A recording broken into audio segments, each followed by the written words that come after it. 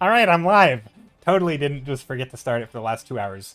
Okay, what I'm working on last stream's painting. This is this is last stream's painting. I like the colors, I like the values. I thought it was fun, but I wanted to play around with different composition, so I'm still gonna do the light material. And I was working on these for the last couple hours, but I forgot to hit record, so that's what I'm doing now.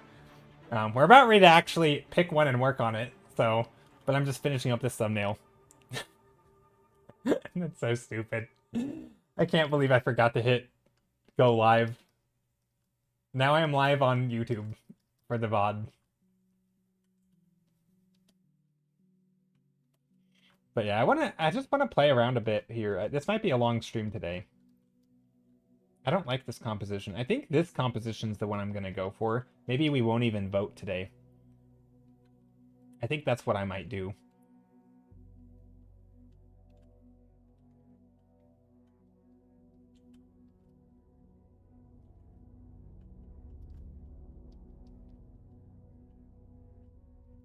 I'm kind of just playing around with shapes. Like, what if this was really unbalanced? Or what if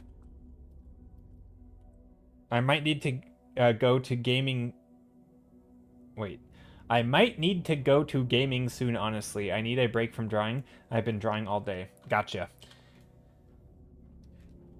Gaming's good. What games you been playing?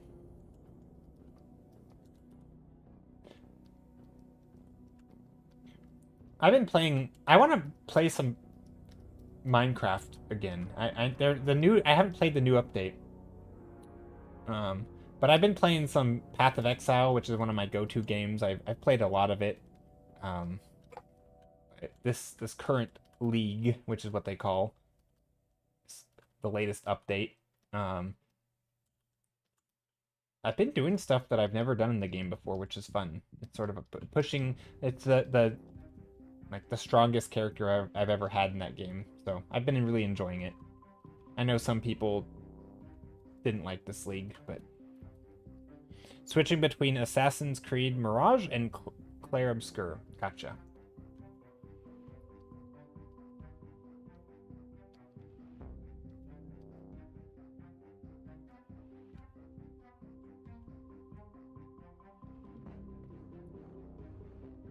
Yeah, I want to play... There's a few games that I thought about playing. There's a game called... I haven't played it. I added it to my wish list on Steam, but it's called Dave the Diver.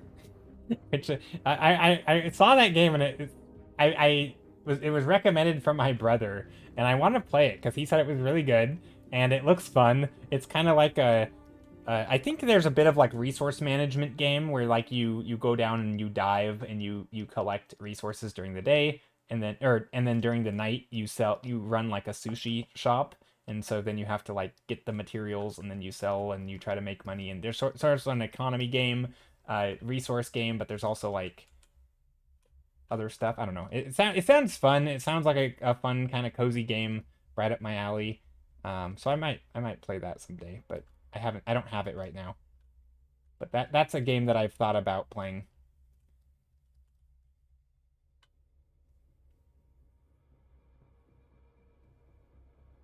The art I've seen looks like it's done by a 5-year-old. Oh, for Dave the Diver? Yeah. Is that the game you're talking about? I think so, yeah. It does look like it's done by a 5-year-old. But apparently it's a really good game. Or it's really fun, I should say. I don't know how good of a game. It probably is good.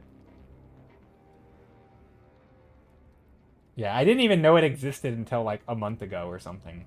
But I think it's... Apparently it won some awards and it's apparently a good game. People know about it. It's not like super obscure.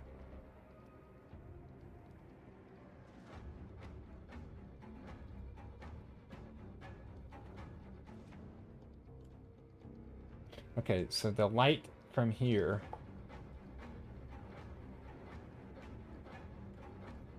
So the thing I don't like about this is that it feels like...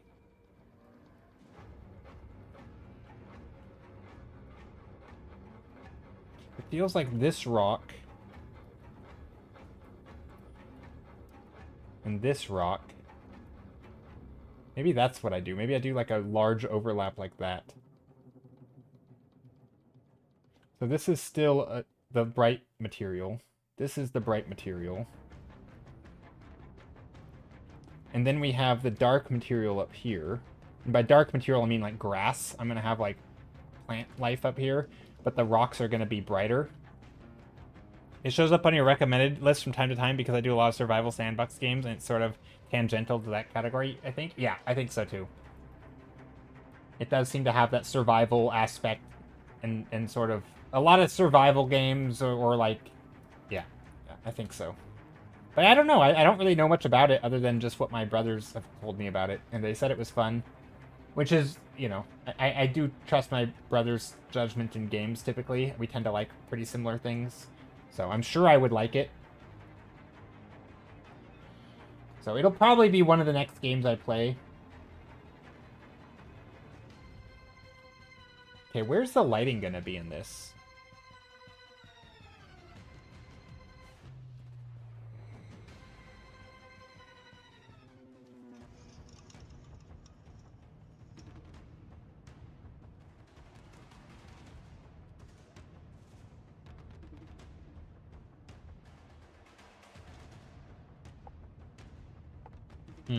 So this is not quite what I'm looking for here. Maybe we do lighting like this.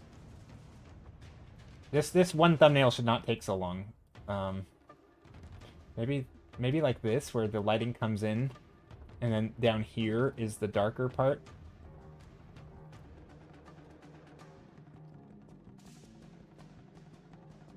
Very atmospheric.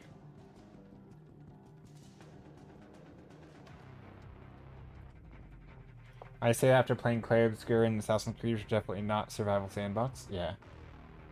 I mean, doesn't. Yeah, that's fine. You can still. Actually, this is funny. I do this a lot with when I talk about the books that I read. I'm like, I oftentimes don't think of myself as like a fiction reader, or at least I didn't for a long time, because most of the books that I enjoyed, or at least the books that I would talk about, would be nonfiction. And I really like nonfiction, especially like, like the book called Range or Peak, like the new science of expertise, where they just kind of dive into the science around like how people build skills and get better at things and become experts, basically, and sort of how learning takes place at those levels. And like, it's rooted in science. It uses examples and I've always enjoyed those types of books. Or where they take a book, or like a Malcolm Gladwell type book, where he takes a topic and then takes things that are related to the topic, and then sort of just talks about interesting stuff, I guess, in some ways. Although I'm not a huge fan of Malcolm Gladwell, but the book, that kind of book where there's like, they're nonfiction, but they're not necessarily in the self-help section either, and they're not historical. They're more along like psychology combined with like,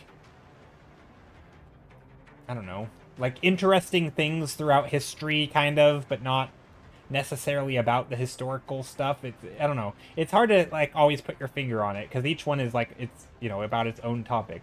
But yeah, those kinds of books, I've always enjoyed those. But then I started, for a very short while, I wrote down all the books I had read in the last like 3 years, and it turned out that half of all the books I read were fiction, and I had no idea. Like, it never occurred to me, because when I read fiction books, they tend to be in series, and when I read nonfiction, they tend to be individuals. And so I wasn't really thinking, like, if I binged 3 fiction books in a row, it never really felt like 3 books, right? It always felt like 1 book, but it was really part of a trilogy. And then when I read 3 fiction or nonfiction books, I also like thought a lot more about them, and so the amount of time they occupied in my space was a lot, or in my brain was a lot more. And so it felt like I never really read that many fiction books, but really I had read almost the same amount or more. So yeah, I definitely do read fiction, but yeah, it's funny how that works. And so I think that happens with games too. It's like, oh, I don't really play. Yeah, I mostly play this kind of game. But turns out you might actually play a lot of the other kinds. You just maybe spend more time in those other games, or maybe I don't know. Maybe it's not at all the same. But it is funny how that works. But yeah. Just because you're doing one thing doesn't mean you don't also like the others. Okay, I kind of like this. I like this, whatever I'm doing here. Making some of these weird shapes.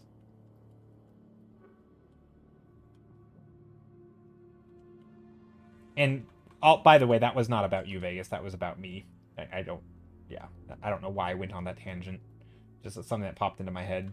So I started talking. Literally. I think I like this. I tend to do either very story-driven games or no stories at all most of the time, but I do enjoy some games in between sometimes. Yeah, I think I'm the same. I tend to lean towards non-story game. Well, I don't know. I think I've changed over time. Like as I've gotten older, which is probably unrelated to me getting older, but just sort of just a progression because my interests change. But um yeah, I think I never cared about story like growing up in games. I even if the game had story, I more or less ignored the story. And now I still enjoy a lot of non-story games or games that might have story that I still ignore the story to, like any sort of ARPG, so I think Path of Exile. Even, obviously sandbox games have virtually no story. So Minecraft obviously even if it has a story, it's not really relevant. So I tend not to play a lot of games where story matters, but I do find myself more and more wanting story, and being or when a game does have a story, I tend to spend a little more time with the story, whereas before I would just skip it over completely. So yeah, it's interesting how that works. I think my tastes have changed a little bit. I maybe I just value story more, whereas like growing up it was all about the gameplay and all about the mechanics, and like story didn't matter. But like now that I know more about it, it's like actually story informs gameplay, or it can. And story can be important for like lots of things, right? It's not like you may not even know what the story is, but it can still influence it. Like I'm thinking of a game like Diablo 2, which I grew up with. Um, always loved it. Even into my 20s, I played Diablo 2. Great game, but I never really knew what the story was. Despite having played probably and maybe like a 10,000 hours in that game or something, I never really paid attention to the story. But I do think it mattered because you sort of get the sense, like just from playing it, that like you're on this mission. You're trying to defeat, in this case Diablo, then Baal or Baal or however you say the name. And there's all the bosses, and like you get that you're being sent on this mission, and there's sort of characters and story and there's dialogue, but like even though I didn't read it, you kind of get the sense of the story. Like I couldn't exactly tell you word for word what all the conflicts are and why we have to defeat things in this order, and like I don't know the nuance of it, but you kind of feel it, right? You feel it in the tone of the game, you feel it in the cutscenes, just the visually, like they reflect the tone of the game. Like it's whether or not I paid attention to it, I think it mattered. I think if you were to have changed the story dramatically, it would have changed how I felt. Like if you replaced every cutscene in a game that I skipped every cutscene with like rainbows and unicorns, and it was like the Diablo 2 game, it would have changed my perception of the game, even if I never knew what those cutscenes were about. Hater, whoops, wrong chat. Who's hating? Who's hating on what? Now I'm curious. Whose chat are you in that's hating on stuff? Also, hi Drovzilla. Thanks for being in here, by the way. But yeah, so I think also part of it is because now that I do art, I care a lot more about story in that way. Because I think a lot of the story is what, like, like a lot of times you start with a story, or maybe not necessarily start, but sometimes you have like a concept for maybe some gameplay, and then you start developing the story, and then the story starts to inform other design decisions as well. Like it's not always just one then the other. A lot of times there's like an interplay, right? This happens a lot with Magic the Gathering. And because of that, because there's this interplay between story and design, you can't just take away story and say, oh, story doesn't matter. Like it matters for the artist, it matters for the designers because that helps them make choices. You know, how does combat look and feel? Well, it matters depending on what you're doing, right? If you're playing a game where the story is about politics, maybe just purely hacking and slashing is not the answer. Maybe you need some more dialogue and options and choices, you know? Like maybe the choices aren't going to matter in the long run, but it might matter for the feel of the game, like you're engaging in this in you know, like you want that interplay between story and gameplay a little bit. So, yeah, I don't know. I just find it really interesting because I think, yeah, growing up, I was like, story doesn't matter. It's stupid. I just want cool gameplay, you know, make it fun. But, like, I don't know. The more I learn about human psychology and how we respond to things and, like, how much context matters and how our views and opinions can be colored by other factors, the more I don't buy it. Like, I don't buy that I don't care about story. I think I do, even if I'm not always paying attention to the details of the story. If that makes sense.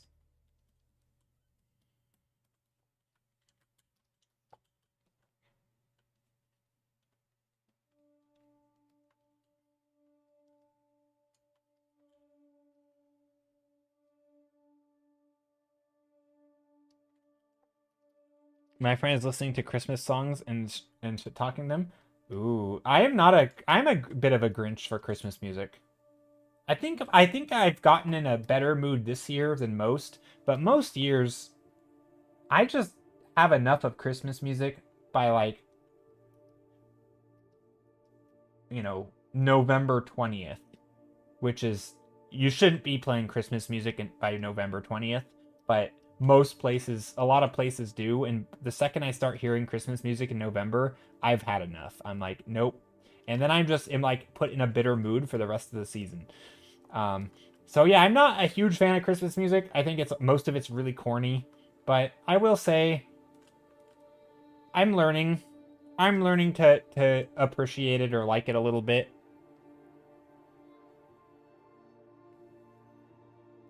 I like Christmas songs, but like there are some songs that you like that are Christmas songs, but as a whole, the genre is not something you would like choose to listen to.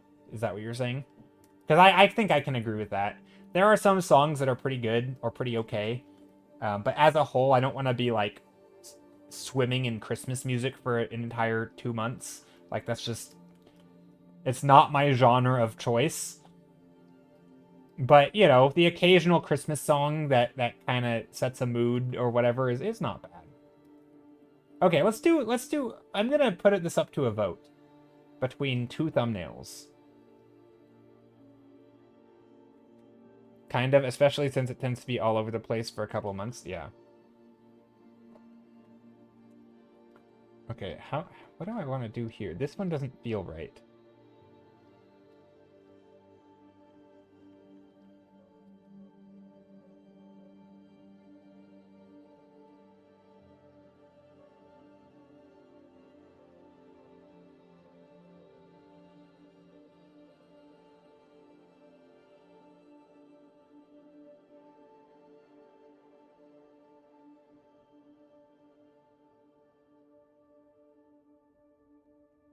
Okay.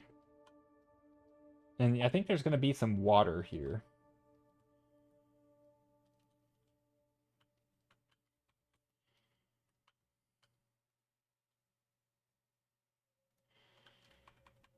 Hmm. I don't know if I like what's going on here. I'm thinking this is the better composition, but I just don't know.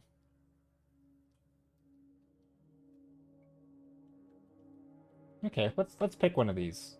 We are gonna do I think just these two. Yeah. So we're just gonna do these two, I think. So maybe it'll just be a vote in chat or something. Here, I'll make it a vote.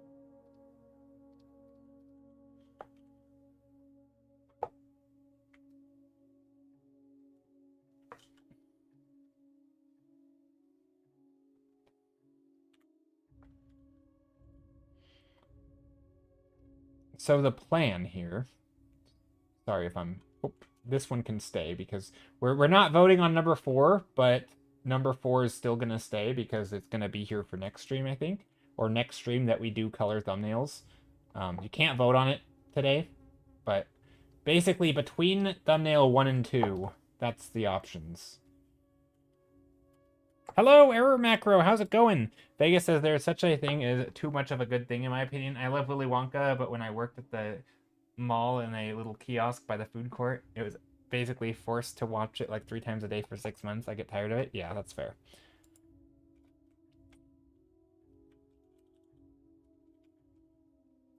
Error Macro, how are you? How's the day? How's the Saturday going? I'm making a poll right now. We're gonna do a option thumbnail 1 or 2. So, okay, I can explain the straw poll real quick. So in this, my goal is I'm going to make one of the thumbnails, one of these, I'm going to basically turn it into these colors. Not necessarily exactly these colors, but think like bright rock, bright stone, maybe some grassy bits. So if this one has grass, it's going to be on like top of here. Yeah, kind of style transfer. So this is what I did last stream, but I'm going to transfer it onto these thumbnails because I think these thumbnails are more appealing. They also have some water, some more colors. It's a little more complex in composition, which, yeah. So that's going to be my goal. And I don't know how it's going to go because I honestly didn't plan the thumbnails with that in mind entirely. Maybe number 2 I planned a little bit more with that in mind. Also, does this say... Yeah, this is 1 and 2. Ignore the 3 right there in the corner. Oh, you guys can't see that. Okay, hold on. Ignore that 3. These are the numbers that we're voting on. And I realize they're very loose, so if this is confusing to look at, well, that sucks.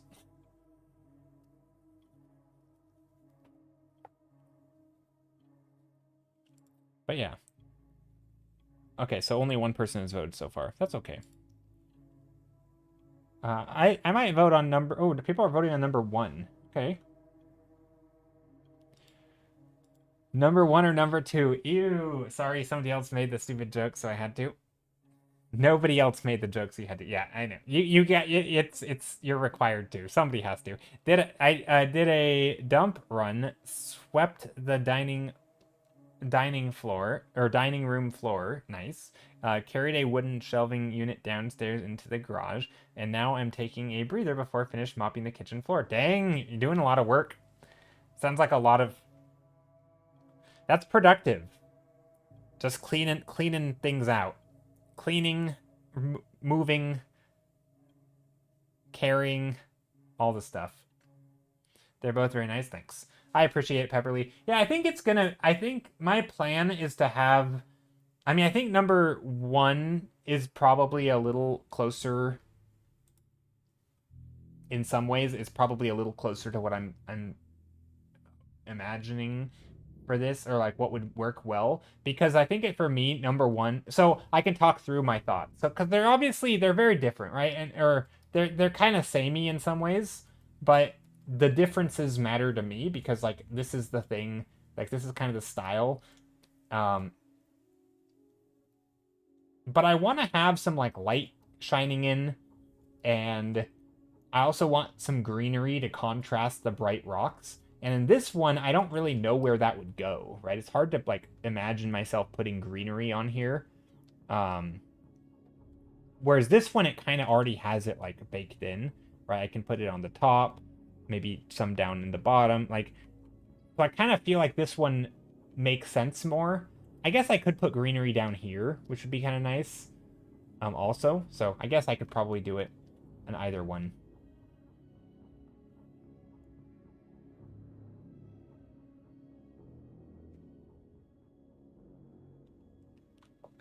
Vegas.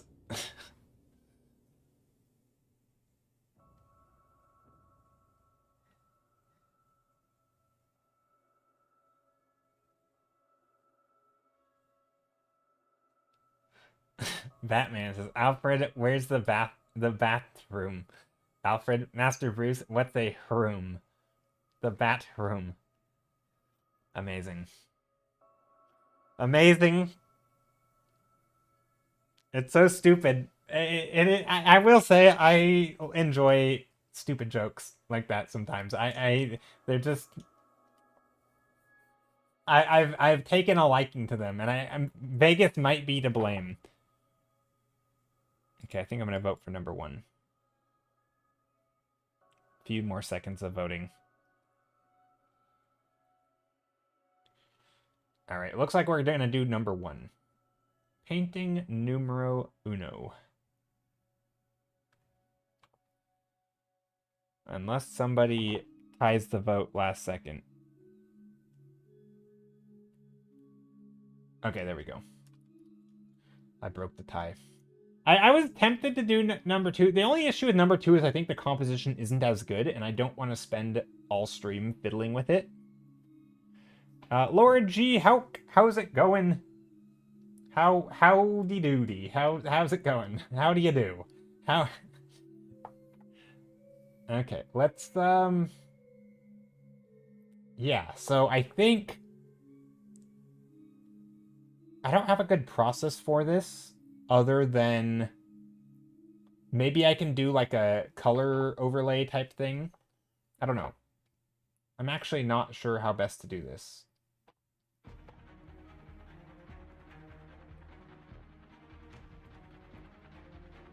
You can't say howdy doody after so many poo jokes. That's fair. That's fair. Okay, so my plan. Maybe I'm trying to think how best to do this. Color to so normally when I do thumbnails like this, I don't have a color palette in mind, but because I already have a color palette that I'm kind of aiming for, maybe I'll do this. I will just take. I'm gonna literally color pick this.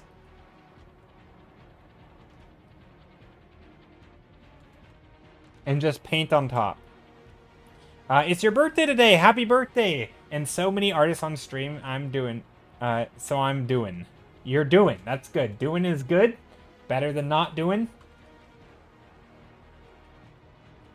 But yeah, happy birthday.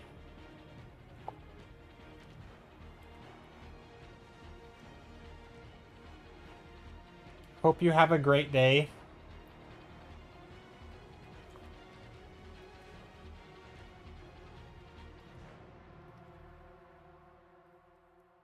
Okay, I'm gonna add some blue here. I should probably figure out where the yellow's going, but I think here we can get some lighter material. Maybe actually let's do that. Hold on, I got an idea. Let's start with an overlay and take that color and just very, very lightly figure out which of these parts is going to be warm and which is going to be cool. So the warm is going to be the underside of these. Then the cool is going to be the top side. So I'll color pick the sky and I'll do like this stuff, top side, right? Because that's going to be like where the sky shines down. There's going to be maybe some top sides under here, right? This stuff. Top of here maybe a little bit. Some up here. Who's on second? Is that...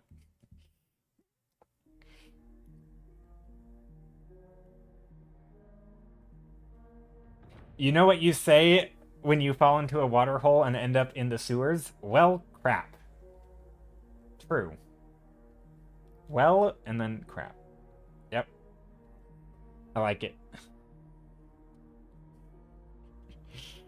I don't know why there's poop jokes in chat right now, but there's a lot of them. We've made a lot of poo jokes today.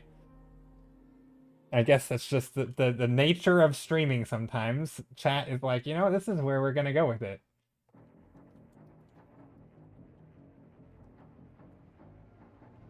And some greenery down here. Green can be pretty dark. It can be a dark color. So I'm kind of trying to make it a little darker. Especially compared to the rock. That's something I am trying to consciously think about. Could probably also break these shapes up a little bit more.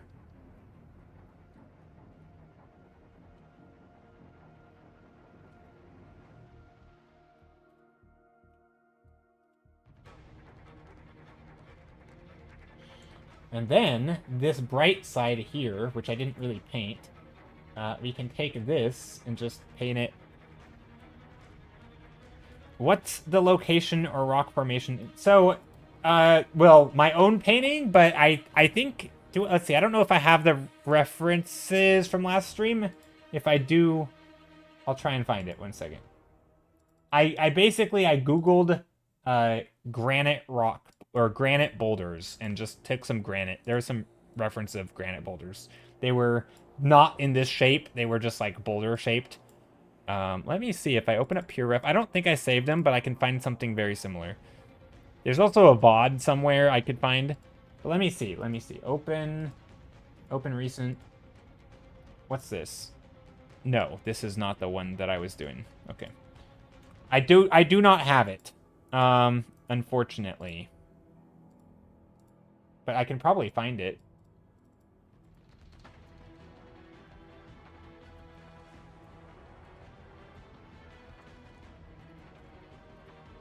Or maybe I typed in white stone boulders. Oh, this might be I don't think this is the exact reference, but this is pretty close here, and I'll show you one moment. Let me open up PureRef again. I'm gonna put it on my screen. This is pretty close to the image that I had. This isn't the exact image, but it's very similar. Basically, it was a white stone. It had some of this discoloration in here, or this yellowish color. But it also had like some nice shadows. So some blue shadow, some very yellow white shadow, or white lighting, blue shadow. But it also had some like redder spots in the shadow, and it had some bluer spots in the shadow. So it had both this like here where this is shadow, but it's like warm, and then this is shadow and it's cool. And so it was basically this. This was my reference, more or less. And so yeah, that's kind of... And then I did this, and I liked it, but right at the end of stream, I did this. I said, what if these were like floating? You know, what if the shapes looked more like that? And I thought, you know what, that actually looks really cool, right? Almost like these little flying saucer-like shapes. So I thought, okay, what if I redo a different painting, but similar material? And I think this is going to be fun. I think we're sort of style transferring in a way. So, yeah. I guess I could just open back up the reference and use that. So, yeah, I just wanted... My main goal was to play around with light material. I don't do a lot of light material. Typically, I start very dark, with dark silhouettes. And oftentimes, I'm a little lazy, and it never actually makes it into my painting. Or, like, I don't actually end up adding material. So, yeah.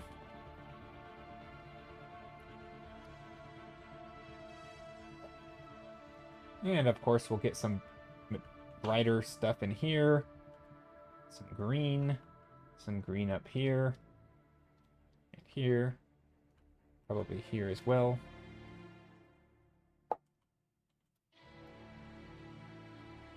But yeah, and then I'm just going to kind of go with the flow. I'm not going to stick to this composition exactly. I'm going to change it now that I'm getting some colors and materials in here.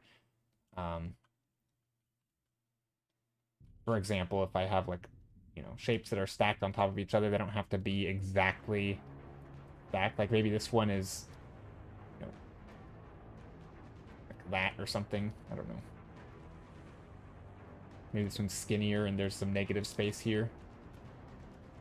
I don't know. I got to think about it. So this is just fun for me. I enjoy this stuff. It's also good practice because I don't do a lot of light materials, and so trying to get some practice with lighter materials. Again, like for example, I know that these need to be darkened, so not that I'm gonna do this for the whole thing, but like if I were to color pick this and then come in here, like this is much brighter, and this is the shadow, right? And so that's kind of what I'm trying to do is like have a bright enough material that this feels like it's in shadow, you know? Those rocks look pretty heavy to me. They do. Now, granted, this I should point out though that this is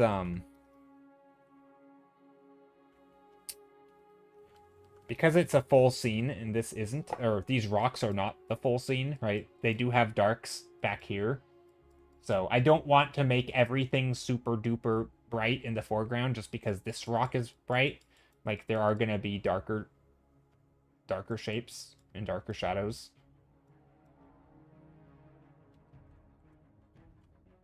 So I want to be careful with that. But I am trying to lighten this stuff up incrementally.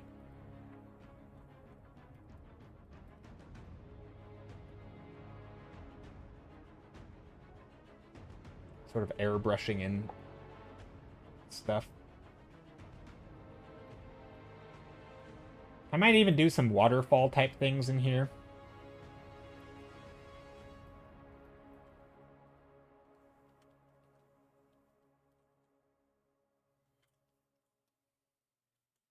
Lighten the mood with heavy rocks. Right? And you said, don't take those references for granted. Yes, exactly. Right, that's enough of my crappy jokes. The floor isn't going to clean itself. All right, thanks, Error Macro, for being here. Joe is definitely bolder than I am, but yeah.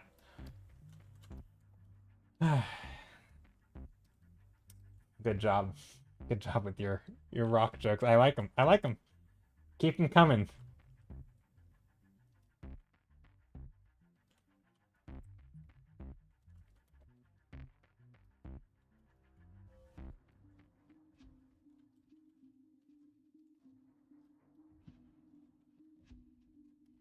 Alrighty. Trying to think. But sometimes thinking just ain't working. No, what am I trying to think? Yeah, I'm just trying to lighten this thing up, get some values. You know what I should do? I should just abandon. Here, let me just do this. I'm going to do this in 2 steps. Step 1 is crop the scene around the image. Step 2 is undo the crop that I just did after I copy this. Actually, I can just do this. That way I can bring this. I think it's trying to save.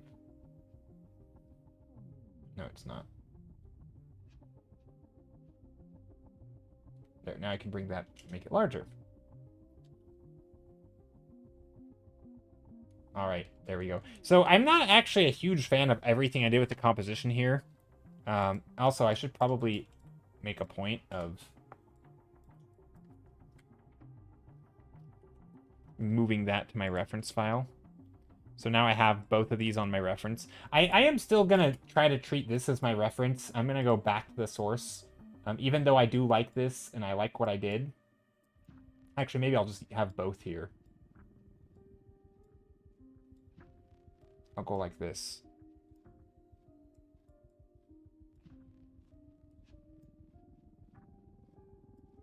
There. So on one hand, I have the reference that I... Yeah, we'll go like that. Okay, so what I don't like is this rock back here. This big rock. I mean, I don't mind that it's big. I just... Or maybe I do like the big rock. Maybe I don't like the mid-ground rock. So I am gonna do some composition finagling.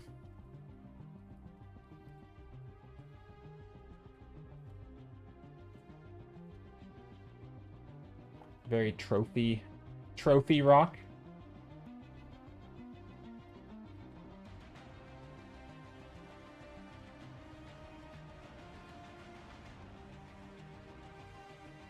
And then another rock here. This one's in the foreground though, so we can probably...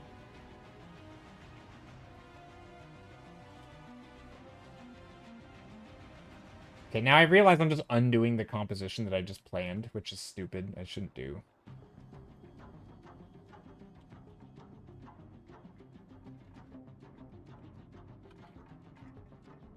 I should have stuck to it. Would Trophy Rock be Dwayne Johnson? I mean, he's the Rock, so yeah, I guess.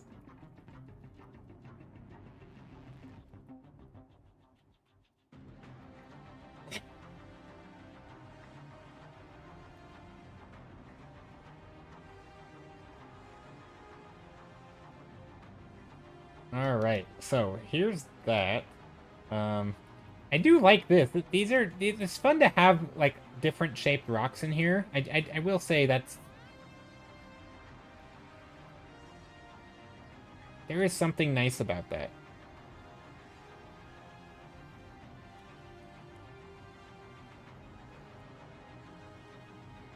And maybe there's some waterfalls or something back here.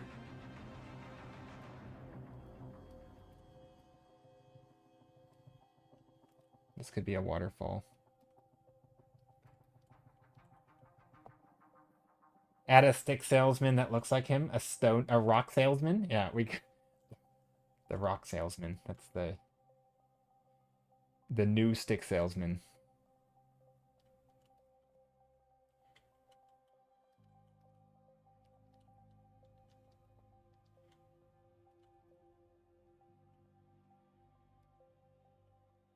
Okay, I'm trying to lighten this stuff. It's tough to lighten rocks like this for me. I have always struggled with this to make things bright without going too overboard. Like, you don't want to go super bright. Obviously, you still need some occlusion, right? Back in here. And so there's sort of this carefulness you've got to have. I think also making these much more saturated in some spots in the shadows can help.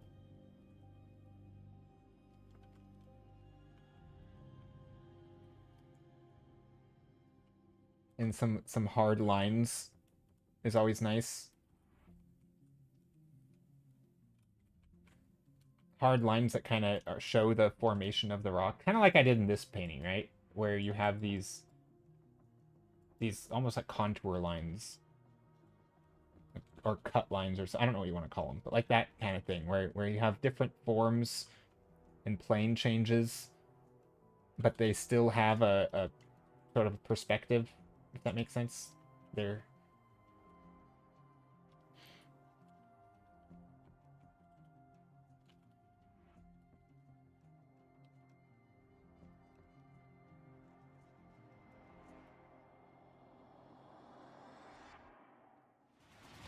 And then we get the light down here.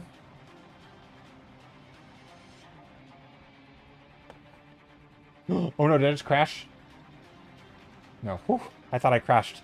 I clicked a button while it was saving, and when it's auto-saving and I click, sometimes it crashed. It crashed last stream.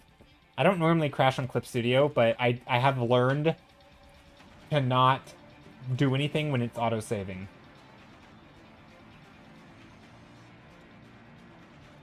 If I had more memory on my computer, it would probably work out better.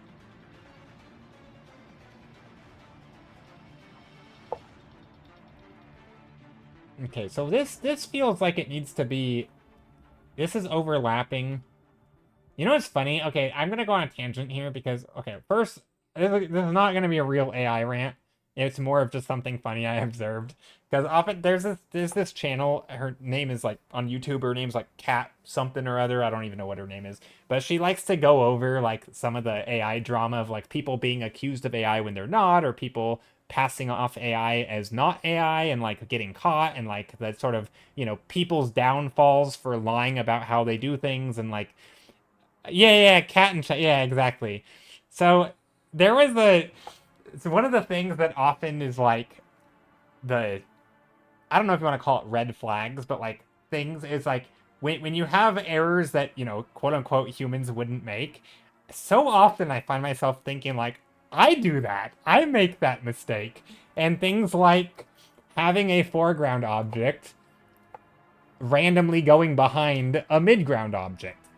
Like, what's up with that, right? Um, Rip to a good one. Yeah, I don't know. I don't know. I will say I kind of sometimes I don't watch a lot of those videos. I think, but there is something fun a little bit. But I think a lot of those like those sort of drama videos are kind of obnoxious in some ways. But I mean, sometimes it is interesting when like someone's actually doing. I mean, I don't think I've seen anything where like the jury's still out as to whether or not they like used AI when they say they didn't, or like, again, I don't really even care that much if I mean, look, I'm not gonna like and follow your art if you're saying it's AI, but at the same time, like, maybe I'm just not the audience for it, like, whatever. If you want to do it, go for it. I'm not gonna like, I might think slightly less of you, but probably not. I don't know, not really. I just don't like AI, right? So I'm not a big fan of it. But a lot of times in these videos, as she's like explaining the lead up, a lot of the initial accusations don't actually, like, you're not really sure if there's even anything to it.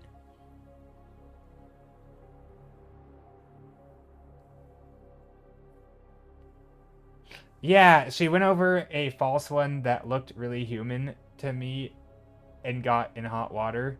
She covers a lot of people don't do this in processes that I totally do. Yeah, that's the thing, is like a lot of the lead up, like a lot of times the people end up coming out and saying they did use AI, but the initial accusations that lead up to it, and again, this isn't her fault. She's oftentimes just like reporting on it, kind of like she's covering the drama. But anyway, so it's not about her. But a lot of times the things that people are saying, like, they'll circle parts of people's images and like, don't do this, this, or like, a human artist would never make this mistake. And I'm thinking, I make that mistake. Like, I do that. And so I would never want to call someone out for like, oh, that must be AI. Like, sometimes you can, again, once you go through older work and like you can see that, they didn't know how to paint 1 year ago or something, and now suddenly they're painting in like, you know, crazy rendering, but also don't know. I mean, there are some obvious telltale signs that like, they kind of compound and they do add up. But anyway, I just thought about that because like I did the thing where like I put a foreground object behind a background object, and like how that doesn't make sense, but like it kind of looks cool, and then you realize how nonsensical it is, and I'm like, crap, I need to fix that. And again, I do fix it eventually, but not always. Like sometimes I still will leave a sketch like this, and it will have major issues. Anyway, I don't know why I brought that up, other than partly because I really don't like. I don't like the type of thing where like if you do this, then it's like this isn't how humans paint. I mean, humans paint super messy. Like I guess it might be inconceivable. Uh, hey, Ronnie the zombie. It might be inconceivable for some people to like, especially if you do like line art. Like, how could you paint a character with 6 fingers? Well, sometimes when I'm blobbing things in, I'm not thinking about the number of fingers. I'm just making lines, right? And it's like, oh, whoops, I made 6 lines. Like, I'm not thinking about it because I'm not even thinking about fingers. Or, it's kind of like if I'm painting grass, I don't think of it as grass. If I'm painting leaves, I don't think about it as leaves. I think about it as a form. And so it's actually, I make a lot of those mistakes that people accuse that say, this is how I know it's AI, and it's like you don't know that.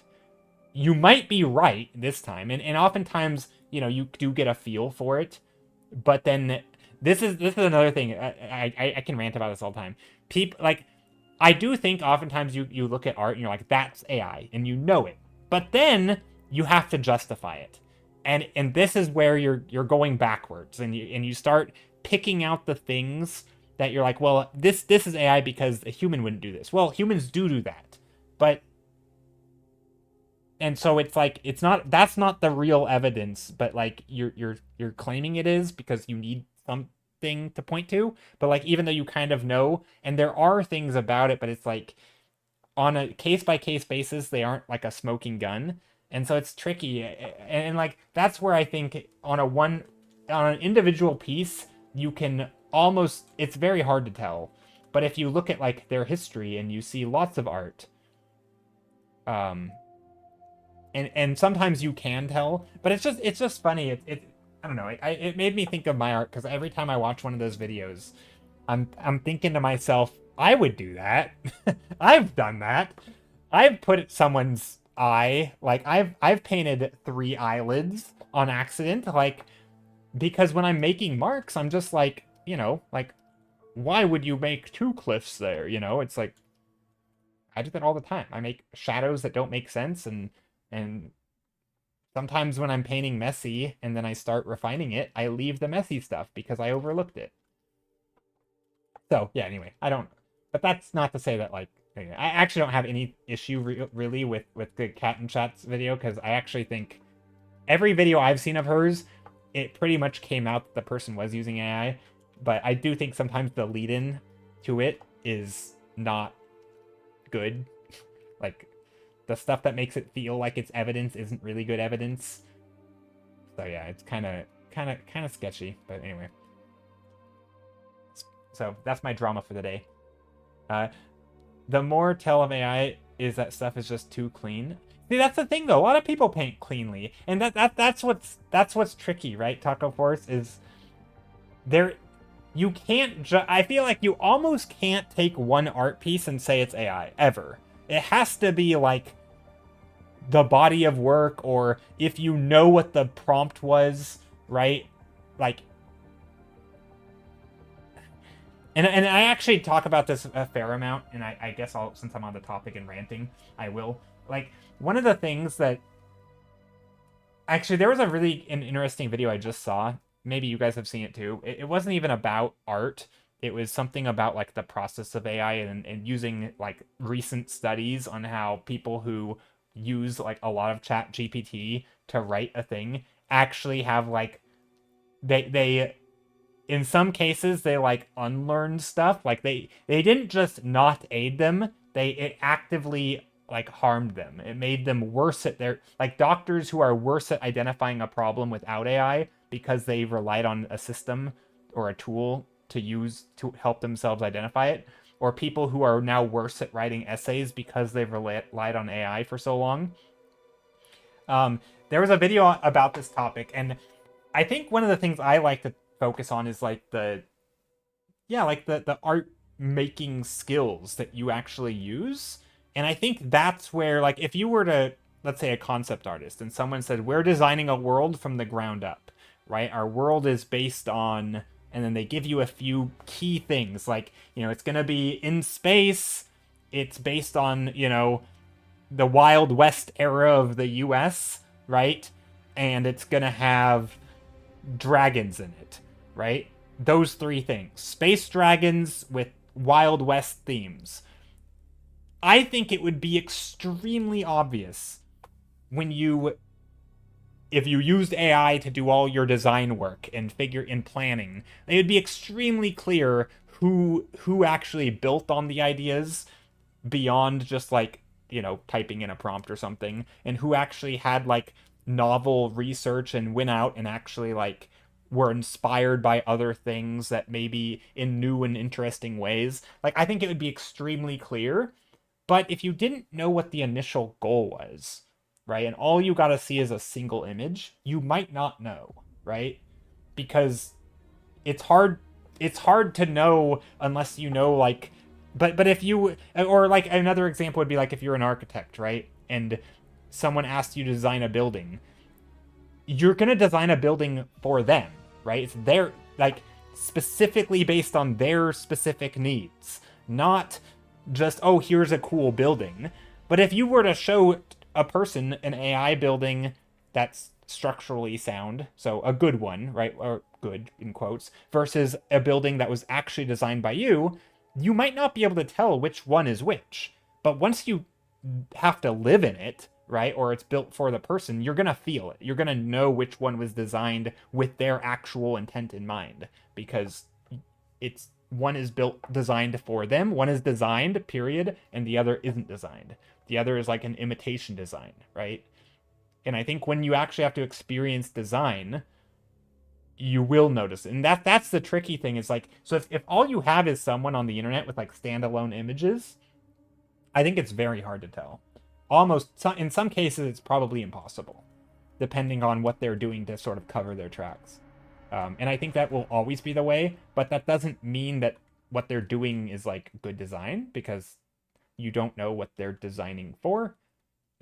Just the other day, Sarah showed a really cool, I don't know if I have it, but she linked someone's like website who made some really, really gorgeous work, and it was clearly for a project, and there was like the amount of work for this project and the attention to the choices being made were like on one piece of art, it doesn't really jump out at you, but once you start seeing the repetition of just how good their design choices were, you're like, that's amazing. Like, it's obviously not AI. But on any one piece, I don't know, if a beginner posted that and like, here's a thing I made, I think they'd get accused of it, right? Because it's like, this feels off, like this is really good, but also there aren't any mistakes with it, but like it, you know, but when you start seeing it over and over and over, and you're like, okay, this one feels human, this one doesn't. And that's I don't know, to me that's like the thing that's hardest to sort of explain to people. I don't know. It's hard because it's like it's almost the argument to like why artists are still so valuable, right? Because it's their knowledge and expertise and like what their unique flavor they bring to the table. And like if you're hiring a designer, if you don't think of them as an artist, if you instead think of them as a designer, you're hiring them for their choices and their design decisions, right? You're not hiring them because they can render nicely, right? It's all the stuff underneath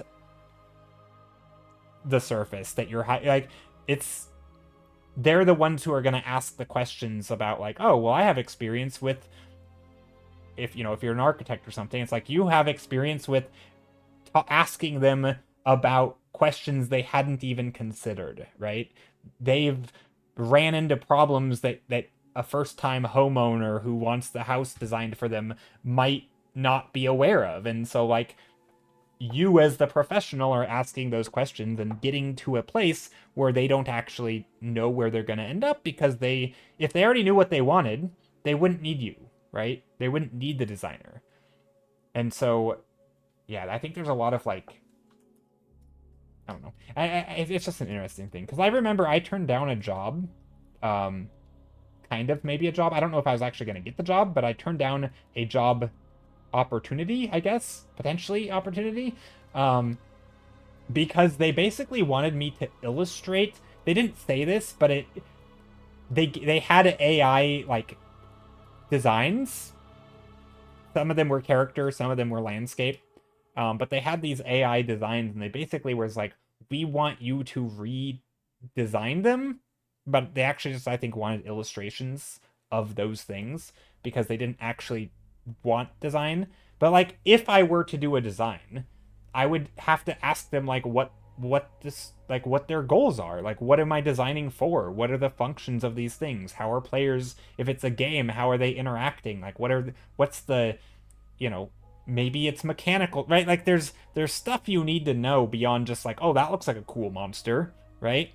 You don't just design monster, like in video games, a lot of times creatures are designed to like teach mechanics, right? There's like an incremental, like, I think Path of Exile does this really well. they'll have character designs where like they'll be like little baby, not literally baby monsters, but they'll be like just a random normal monster that'll use like one ability, but then later on the boss will have like a big version of that ability, and so you already know what the boss's ability does by the time you get to the boss. And then you'll have another monster with another type of ability that, oh, that boss also uses that ability. And so now that boss might have 5 different skills they use, but you've already seen every single one in a lesser version, right? And so each monster isn't just, oh, that's a cool monster. They're designed to like teach you a mechanic, right? It makes sense that why they're using that ability because they're designed for it, but also it's in service of something greater. And so it's very clearly there's an intent there beyond just, oh, it looks cool, right? And that's, I think, I don't know, to me that's like something that I'm really valuing more now, a lot more, I guess.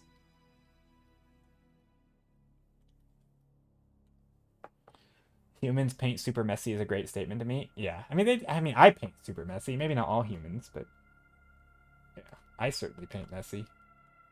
That's how I made an income in high school. I was the one getting paid. I guess we're gonna be the last smart people. I mean, we were smart enough to pay an actual human to write our essays. I mean, I think if you're doing commissioned work, I mean, I think that's where a lot of like executives and CEOs and people who run businesses, I mean, I think that's why so many people are getting in the AI ship, right? Is because from their point of view, they were just telling an artist what to do and the artist gave them the work, right? So now you can just tell a machine what to do and the machine gives you the work. They don't actually know what the artist was doing. And so from their point of view, it's the same thing. It's like commissioning someone for free, right? It's like a commission. But from anyone who's ever made art will tell you it's not doing what you're doing. It's not doing what I'm doing. It's absolutely not going to get you the same results because it's just a different process and the process actually matters. But again, from the person on the other end, from the commissioner, right? I think it's very easy to think like, oh, well, how's it any different than me just commissioning someone? Except I don't have to pay. Well, it is a lot different, but I understand why you might think that if you've never made anything, right? And I also think there's probably this is my pet theory. I think a lot of big execs genuinely think they do make the things, like, because they're so used to taking credit for other people's work. This is my tinfoil hat theory, where when you have people who've built their lives, like an Elon Musk kind of, where they will take credit for other people's work, and they like, not take credit as in they'll literally say they did it, but like media will tell them they did it and they'll just like nod along and yeah, it was all me. I'm the, kind of like sort of stroking their ego and being like, oh, you're such a genius for, coming up with all these things. It's like they didn't make those choices. Like they might have had some initial vision, but like there are people who actually have this as a career who solve those problems, right? But they get all the credit. And so I think to them that is like, oh yeah, I made the thing. So if they could potentially, in their mind, like to them it's no different than like, oh, it's just, but it is, because they aren't the ones actually doing the work. So yeah, anyway, I that's my pet theory of like why some people don't understand that the things being made are not the same. Like, yeah, I mean, I think if you're just told that all the time, like, I think if you were to ask them point blank, like, do you think you're the one who made this happen? I think some of them would be like, oh, well, obviously not. I had people, work under me, and it's all the people who work for me that made it happen, and like we're a team. And like they would, try to be humble. But I think there's sort of like an internalized, like, it's always they get the rewards. They reap the rewards. They get the pay. They're sort of a convincing of themselves of like, it must be them. Even if they might say the nice words and like, every once in a while show some empathy or something. I think there's an element of you just hear it enough and you start to believe it. It's sort of like when you ask people like, does luck play a factor in, monumental success? Well, I think the answer is always yes, right? Whether it's like from a streamer's perspective or, just whatever it is, like there's always going to be some luck. There's things that you didn't account for, circumstances happened, right time, right place kind of thing. But then at the same time, you sort of treat it like you live your life as if it was all skill, And obviously skill might be a big part of it, but you sort of just ignore that convenient factor because it doesn't make it sound as, I don't know what I'm going on about.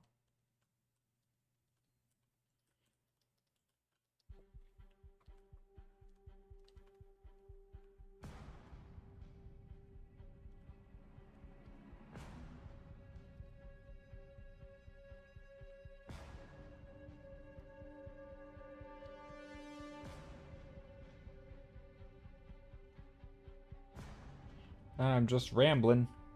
Okay. But yeah, we are painting some shapes.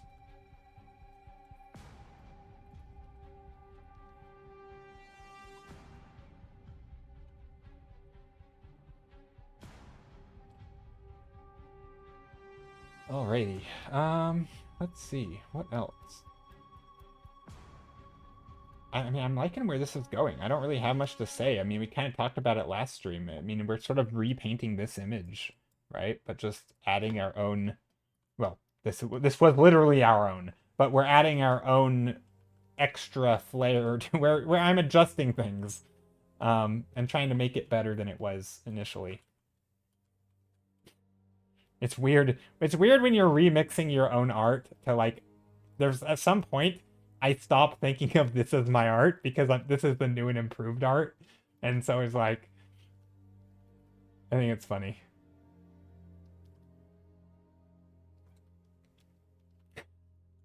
Referring to your art in like the third person. No, not the third person, but it's like as if you're a different person than you are.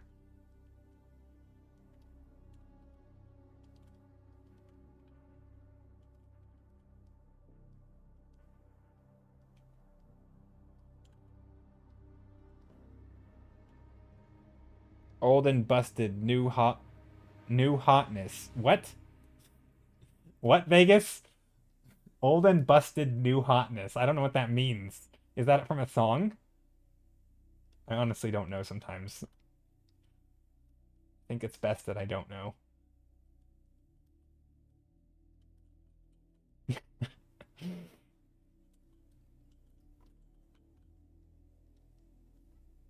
Okay, do we put water down here? I think we do. What? That's from Men in Black? Oh. I don't know Men in Black quotes. Do you think I know? I mean, yeah, I don't know how I would know that. I don't know quotes hardly even from things that I watched a lot of. I think I only saw Men in Black probably once. Maybe twice.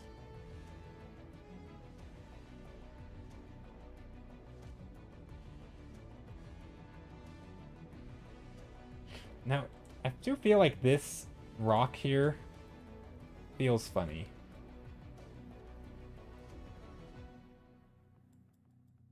Why does it feel funny? Oh, I've lost the brightness in here, though. So let's add that back.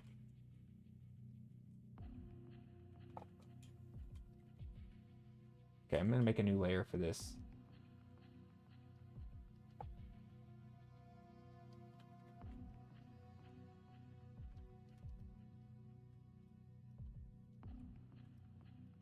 We could do something like this, where the light's coming in here.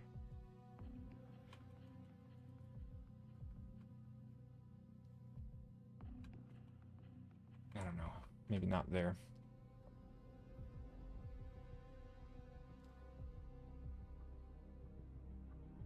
I've never heard that in my life. Or if I have, it went in one ear and out the other.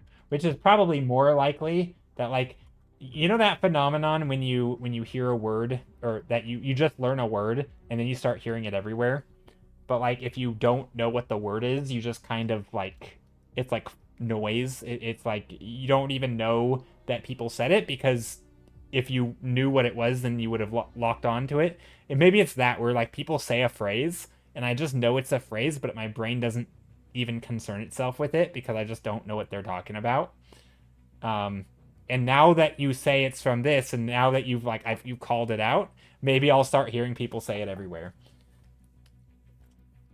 Like, it probably is the case that people have been saying it around me that I've just never noticed. That's my hunch. Tends to be how it is.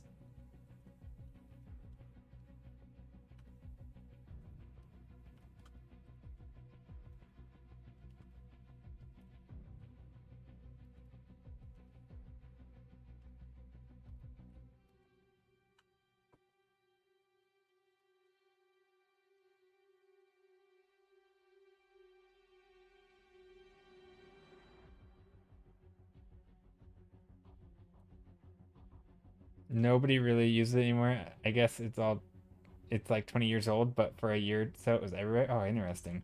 Yeah, I don't know if I've ever heard it. I mean, again, I probably have. I just don't remember.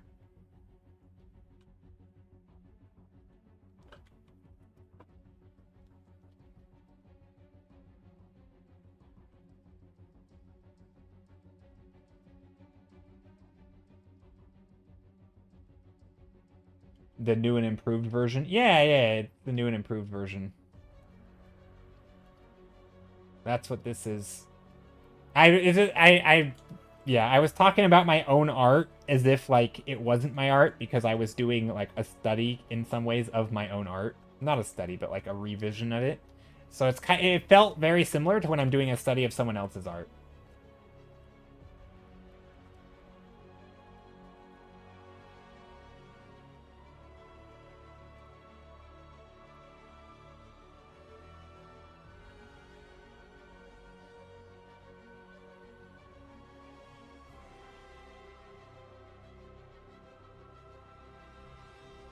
And some brightness up here.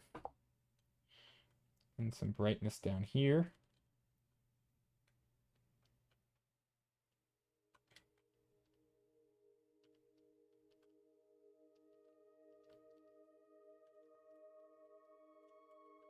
Just putting little bits of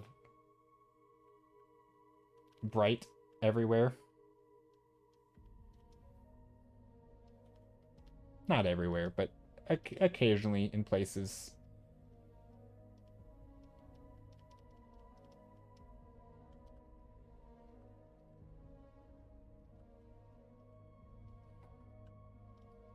And some more bright up here.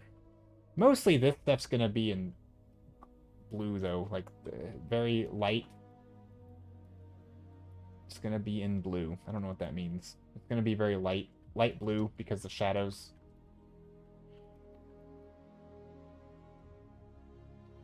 And anywhere there is light, I want to make sure I put some of this bright green.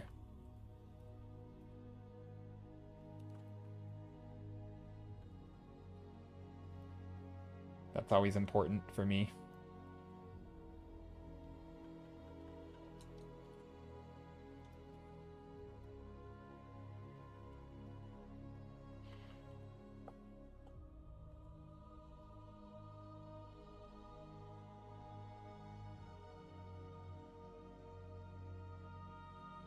Now, the grass should be a little darker.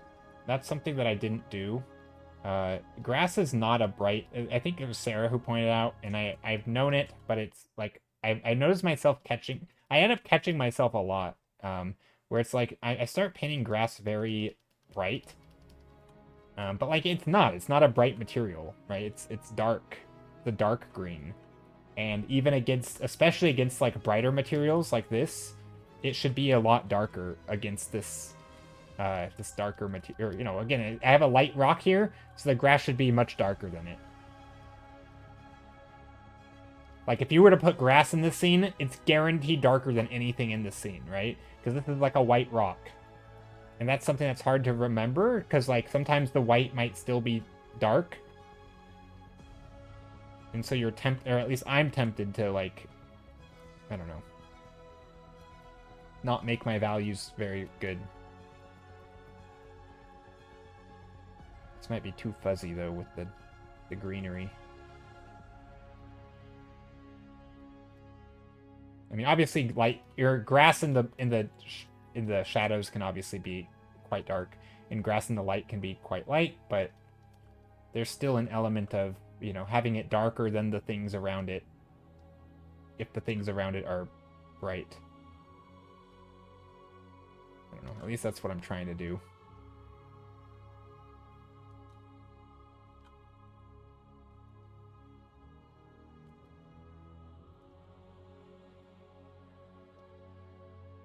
I do wonder, should there be light here?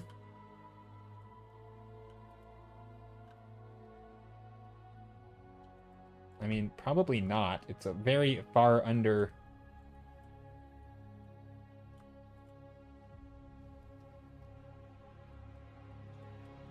Yeah, that's... No. Nope, nope, nope, nope. No light right here.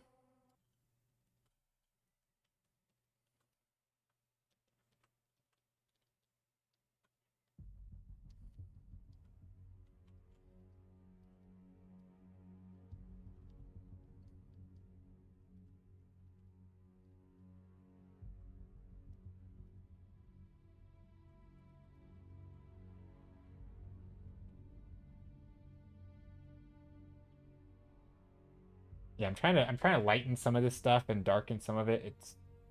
It's a little tricky. You know what? Did I turn off my time lapse? I didn't. Turn off time lapse. I don't want my time lapse on. Not this time. I have my VOD. If I don't do thumbnails, I like it on, but when I do thumbnails, I kind of don't like it on because it messes. I don't know. Sometimes I'll turn on the time lapse after I do my thumbnails once I enlarge the painting, and that way it's all on one canvas, and I don't have to like. I don't know. It's weird to see the squares appear and then zoom in. I could edit it. I could do like a cut, but that's too much work. Video editing? No.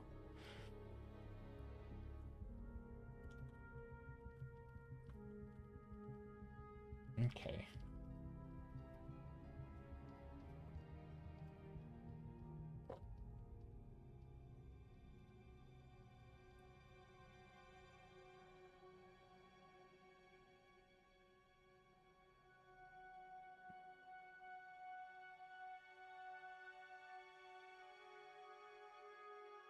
There. This is better.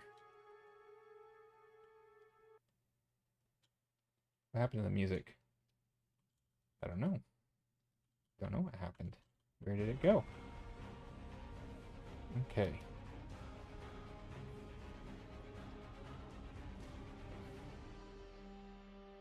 So yeah, we got some of that water in here. I guess it's water. I think there's water on the ground. That's my... What's the word? In my head, that's how it's working. There's water down here.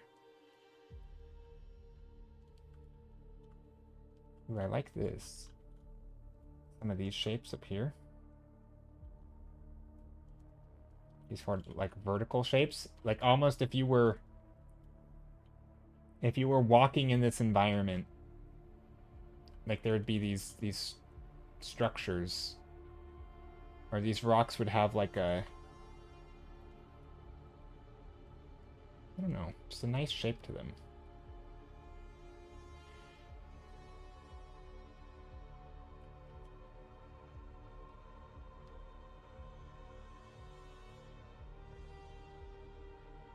You think you're gonna head out? All right, take care, Vegas. Thanks for being here. Have a good rest of your weekend. Maybe see you Monday. Maybe not. Depends if you're here or not. Obviously. I don't know why I felt the need to say that. You see you when I see you is probably the better way of saying it. Alright, there's this.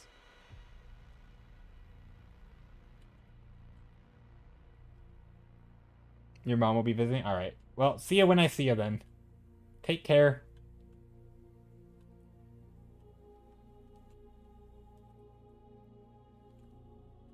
Have a nice visit with your mom.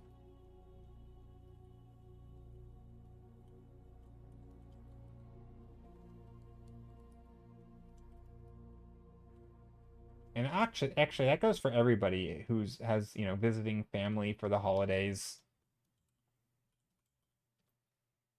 Hope the visits go well.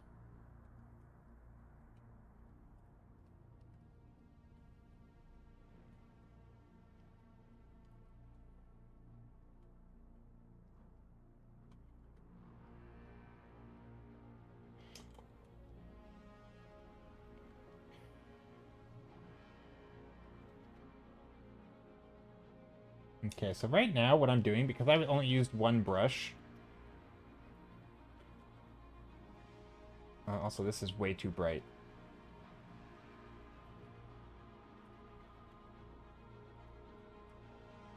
So yeah, I only used one brush in this. But because I did, I have a lot of these like feathery edges, which isn't ideal.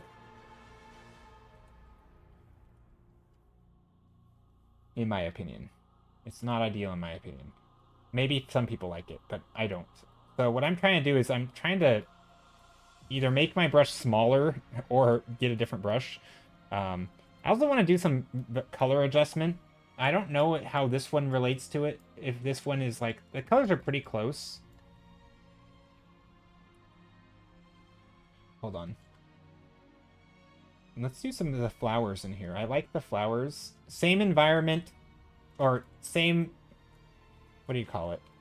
Different same scene or same place, different, or same color palette, different scene, I guess.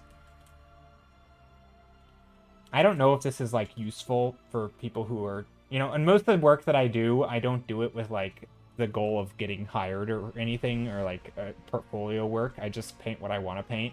And if it happens to align with something that is like useful for like hiring people, you know, to be like, oh, look, you have the skills that we want, right? Like if it happens to be that I've demonstrated those skills, so be it. If not, then well, I won't ever get hired. I think this is one of those things that's like is like closer to a hireable skill, which is showing that you can paint more or less the same scene from either different angles or also like a very similar thing. So like, you know, if this is the style of the game, can you do like another scene, you know, like in the same sort of location? You know, same style. Like I think that's more of a marketable skill to like show, but again, I have different shape design, but that's kind of the point here. So I do wonder if like in some ways I'm proud of this because I don't normally do that. I normally just make one-off paintings that have no relation to each other whatsoever, but at least this one has like similar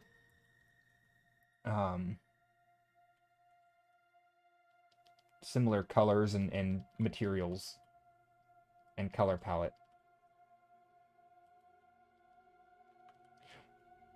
With RuneScape, they're an interesting issue with so many artists contributing over the years. Oh, interesting. I don't know much about RuneScape. Being able to capture a style is it definitely is. It definitely is a useful talent or skill. And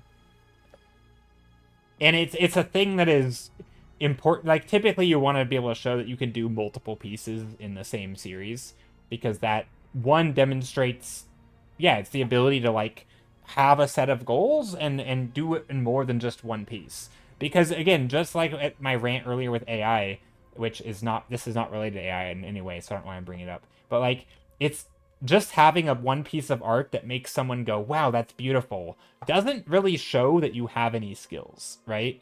Not really. I mean, clearly you have skills to render nicely if it looks rendered, but like, if you don't know what the design was for, if it wasn't for a project that had any sort of consistency, can you do it again, right? Like, can you make 3 pieces of art that look like they're the same place but at different times of day? Or can you make 3 pieces of art in the same environment but with different structures or different architecture, but all kind of cohesive? Like, if you were to actually be on a project, can you like deliver, you know, consistently? They want to, so it's like just having one nice looking art doesn't really show you anything.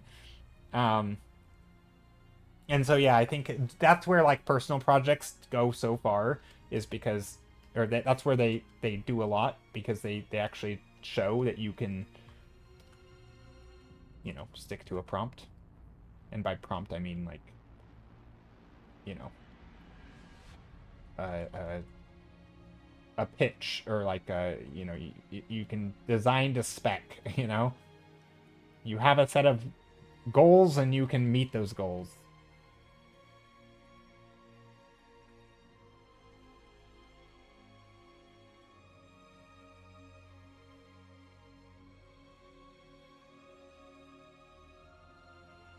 And that's kind of, I don't know, this is not quite the same, but it in some way is, because, and you know, going back to my earlier statement about, you know, this in some ways like my optimal design process, where like I started with a color palette and a vague sense of what I wanted to paint, and now I'm actually making that a thing.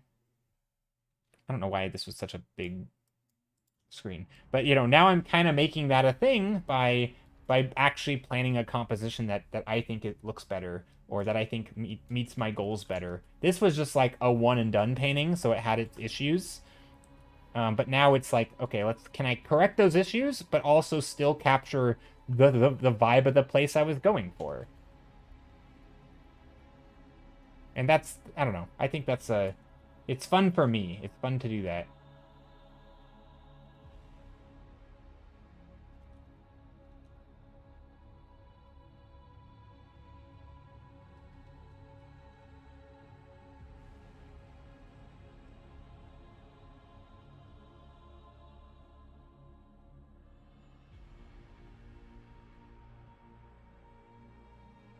Don't know about these flowers, but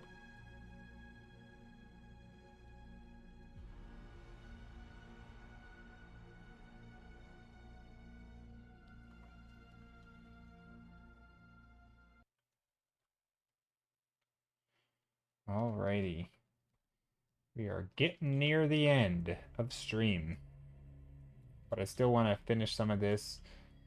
Can be a little bit. We could maybe do some depth of field. Probably don't need to though. Ah, we're getting raided by Miesen Sketchbook.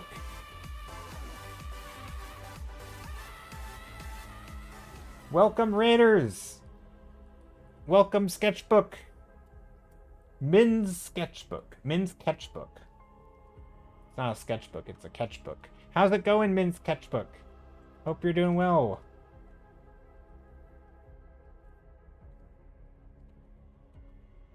Aloha. Howdy.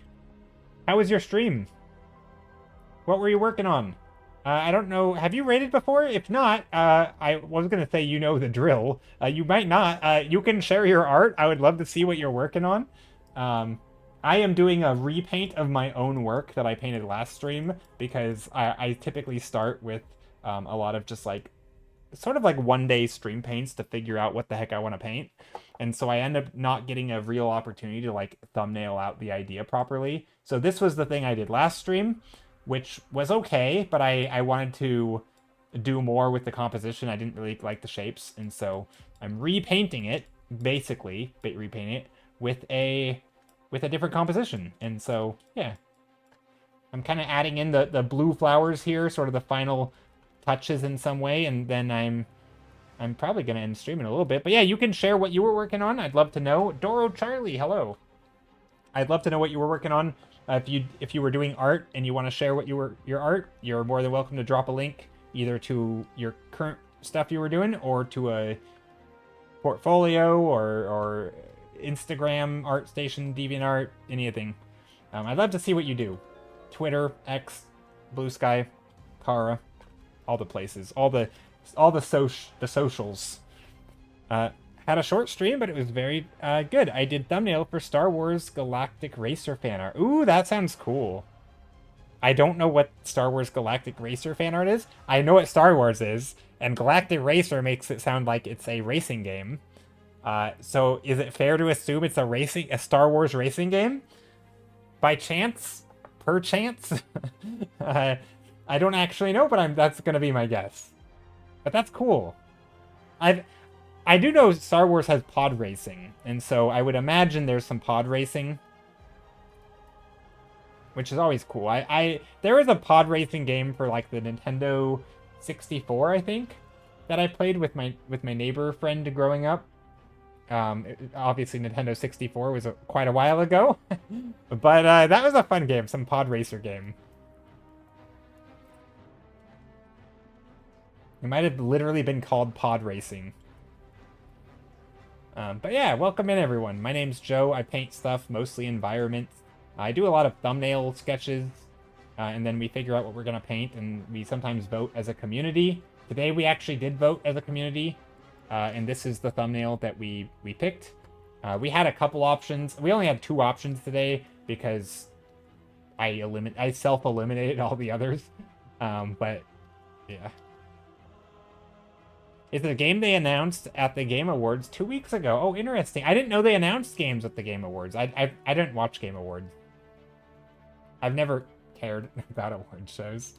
I should care about Game Awards because, like, it's kind of, I don't want to say my industry, but it's because I'm not really working in games, but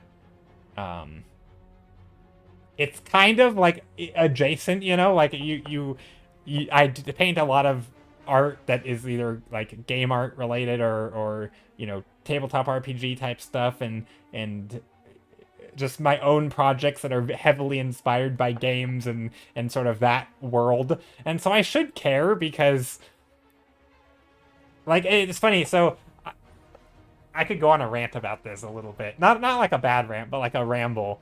For a long time, I never liked awards shows like, you know, Grammys and Emmys and Oscars. I don't care.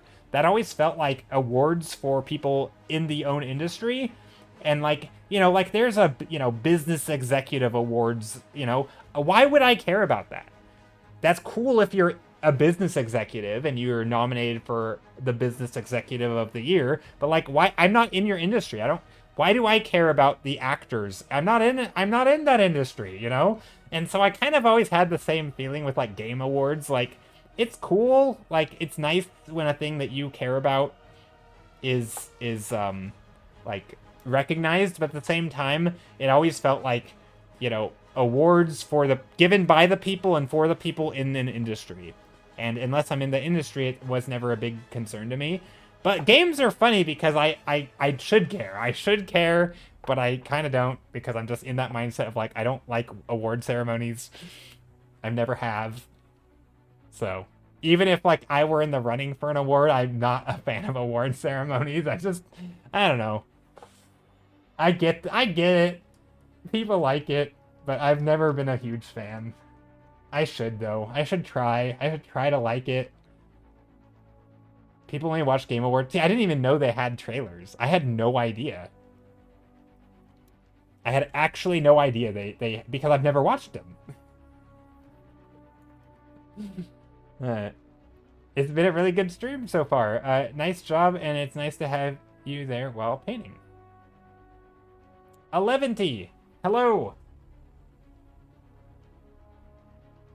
Wait, did you just come in with the raid, or are you saying Min's sketchbook stream was good so far, or my stream? I think if it's my stream, thank you, and if Min's stream was good, that's good too, because yeah, I hope everybody had a good stream in Min's stream.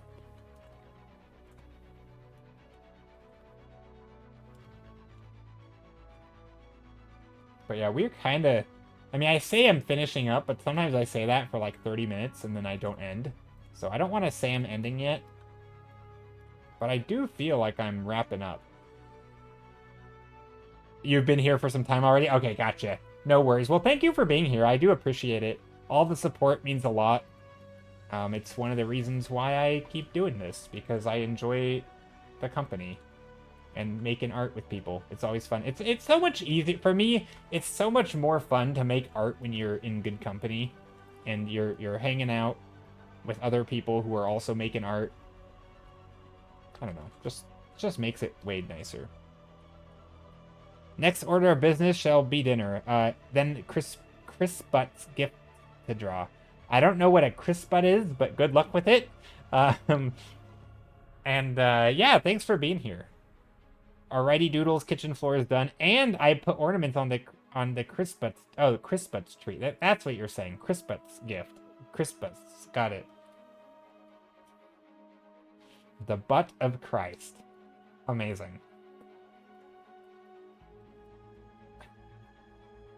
This is a silly way of saying Christmas. Yeah, got it. I got it.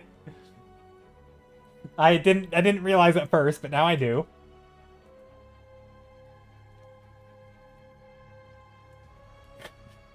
That's funny.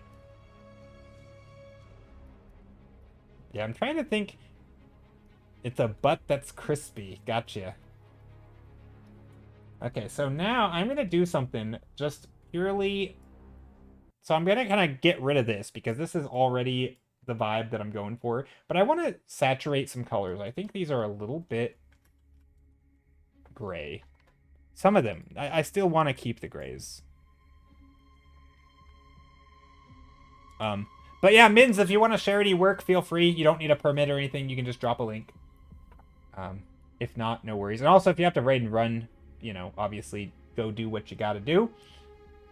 Okay, so do I want... I don't think I want my painting this bright. But sometimes what I do you guys ever do this? You take a painting like this and just start, like, fiddling with it. Or maybe you select inverse and you do, like, a layer mask. And then you can paint in little bits of bright where, like, the colors are gonna sparkle through.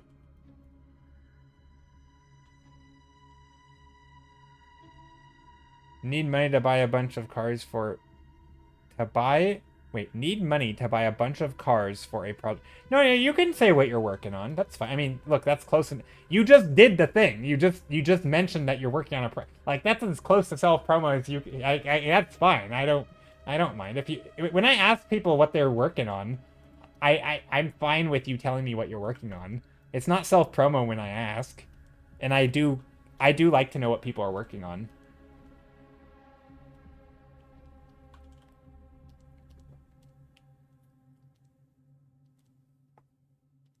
I really like the colors in your two paintings. I feel like they have just the right saturation to create nice feel your art and moody atmosphere. Oh, thanks. Yeah, I'm pretty happy with it. I want to do a little more saturation maybe in the shadows to like, or like lead the eye a little bit with some of the like the foreground, midground saturation. I don't need it tons of saturation, but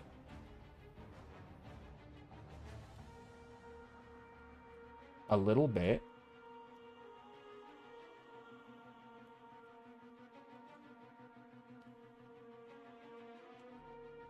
Or maybe there's like a hint of iridescence in the bounce light.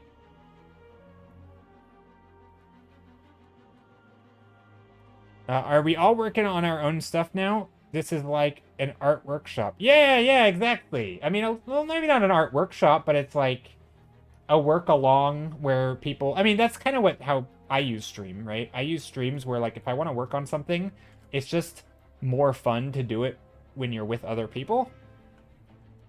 It doesn't... You don't all have to be working on the same project. It's just knowing that there's other people working alongside you.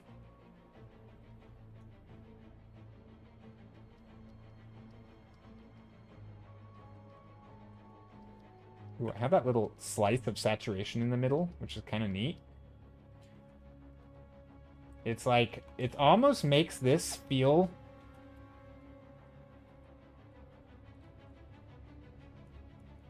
like you want to go into the scene because this is so vibrant, you know? Like, look at this nice, bright, neon grass. Wouldn't that be pleasant to stick your toes in and lay on?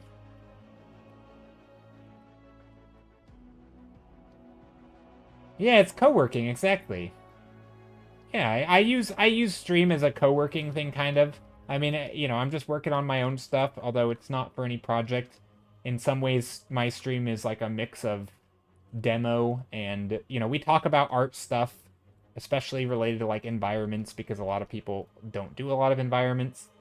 You know, process, that kind of thing. Just art topics in general. I'll ramble about pretty much anything under the sun if it even vaguely relates to art. But yeah. It definitely has a co-working vibe. I mean, that's what's great about art, right? Because art is kind of, or that's what's great about Twitch. Because art can be kind of an isolating thing, and so having a place where you can paint together and share stuff if you want. It's not always about sharing, but it's more about just knowing that like if I'm gonna spend 3 hours working on something or 10 hours working on something or 20, like it's nice to know that like other people are also spending time working on their things. I don't know. Because sometimes, like, for example, if I don't know, there's this thought, I don't know if you guys have ever had this line of reasoning, but sometimes when I watch, like, if you ever watch a tutorial, I've watched like an hour-long art tutorial, and from, let's say, Marco Bucci, and he will do a series of small, like, sphere studies of materials and lighting or something, and I'm thinking to myself, I have never done, like, in that one tutorial, he might have done more example practice studies than I have ever done of the thing that he's showing, right? And there's sort of this, like, for this one video, he did more, like, not only has he done this before, he then made a video about it, and that's still, like, more than I have ever done, and so it's sort of this, like, it's not guilt, but it's sort of like a reminder that you have to actually put in the time. And so in some ways Twitch is even better than that, because you know that like at any moment there are thousands of people spending time making art. And like you don't have to be making art right now, but there's sort of like this I don't know, it's both motivating and maybe a little bit guilt tripping to like know that like they're progressing their art right now and you're not. I don't know. For me, it somehow motivates me. Maybe in like a weird, twisted way where like I'm using the guilt or something. I don't know. Maybe that's not healthy. I don't know if it's healthy. Landy D, how's it going?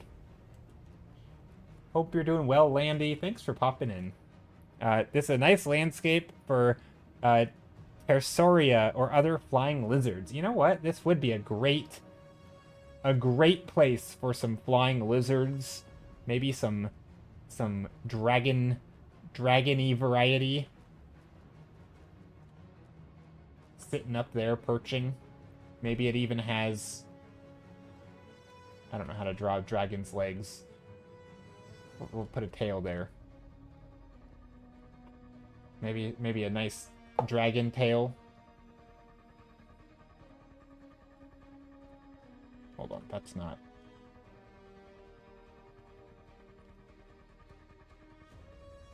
There we go. A little dragon there.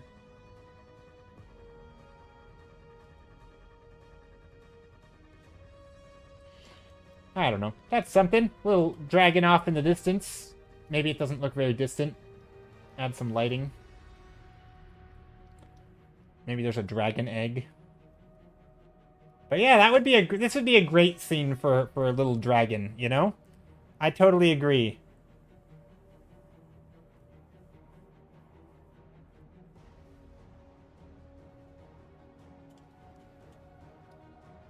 Yeah, that would be a fun little this because yeah, any sort of rocks where you have these big floating island type things. Also, this is a weird shape here. I don't know if I like that. Maybe this one needs to just go straight. I guess that works. I don't think I'm actually going to keep the dragon there, unfortunately. Maybe I am. I don't know. It's not bad. Kind of fun. It wasn't the focal point of the scene, though. So we could go something like that. I don't know. It's not bad. The scale's a little weird. Maybe we'll put some little eggs or something over here. Like dragon eggs? I'm sitting. I don't know. Little Easter eggs. But not Easter eggs, they're dragon eggs.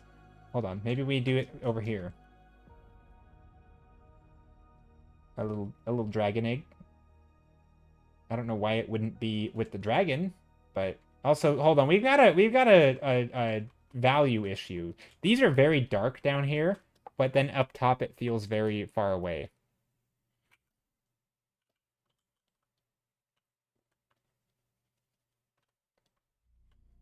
Kind of weird. There's sort of an awkward optical illusion here, where this feels like it's far, but it's supposed to be closer. I don't know. Anyway, thank you for the follow, Jadeki. I appreciate it. Love flying lizards. He always wants me to include them in my artworks. Nice. Yeah, flying lizards are great. Landy loves flying lizards. Yeah, they you know, I didn't know it was a flying lizard. I just thought dragon. But hey, close enough. Dragons are a type of lizard, I guess. But yeah, that's cool. That's the nice thing about environments is oftentimes you can put things in the sky flying. If you do a lot of environments, it's definitely nice to be able to like make your own little worlds for, you know, kind of like how Bob Ross will be like, oh, you can put little, you know, your little chipmunks and critters in your painting. You can sort of imagine things living in your environments. And sometimes that's actually a really fun way to sort of go about building. You don't even have to draw the thing that you're imagining. It can be like, I'm imagining, you know, rock crushing dinosaurs live here. Okay, well, let's draw a bunch of broken rocks then, right? Let's draw things, you know, lots of little stones on the ground that have fallen down because these dragons or what dinosaurs crush the rocks, right? So maybe there's like this rock powder stuff. And just by thinking about what lives there, you might think about, or, you know, maybe there's dragons that live on the side of these boulders. So maybe we want to make extra ledges for them or little caves in here, you know, where there's these underhangs. And just by thinking about what lives there, you can start designing something for that thing, you know, or maybe there's like, you know, scratch marks on the side of the rocks because the dragons are flying around and like scrambling up, you know, like that kind of thing can add so much story and life to a scene, even if you don't draw the thing itself. Just thinking about that a little bit, and yeah, and I think that just adds, yeah, it just brings life to your image or to your world. So that's always fun. But yeah, I don't think I'm gonna put the dragon there because I don't want it there, and also I didn't plan for it to be there. So it kind of draws attention in an area that don't want it. I'm mostly just focused on the rocks today. This is sort of a day 2 painting. This was day 1, and then I restarted. So I wanted to bring more vibrancy to it and more compositional stuff and more foreground, midground, background, that kind of stuff.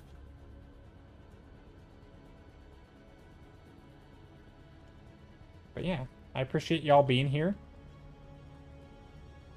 You didn't want a backseat painting? No, you know what? I dare say it, and this might bite me in the butt someday, but I like backseat painting. I appreciate it. Especially when I'm in like a design phase where I'm figuring out what I'm painting. And this painting, I don't really know exactly what it is. It's sort of, you know, it's still kind of... I'm always open for ideas, you know? Obviously, it can be hard to, like, change something halfway through because a lot of times the process, the way that you get to a place, right? Like if secretly I had in my mind, not that it would be a secret, but if I had in my mind that there was like, you know, a certain civilization that lived here, or maybe maybe I had some idea for why these things are the way they are.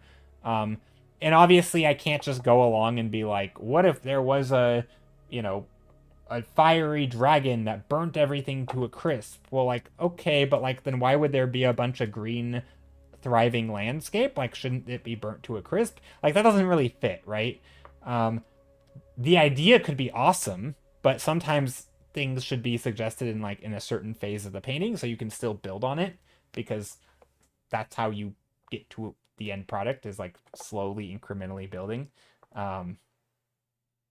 But I'm always open for ideas. I mean, sometimes at the end of this painting, I thought, oh, I really liked it. But then I only in hindsight, when I looked back, I thought, you know what?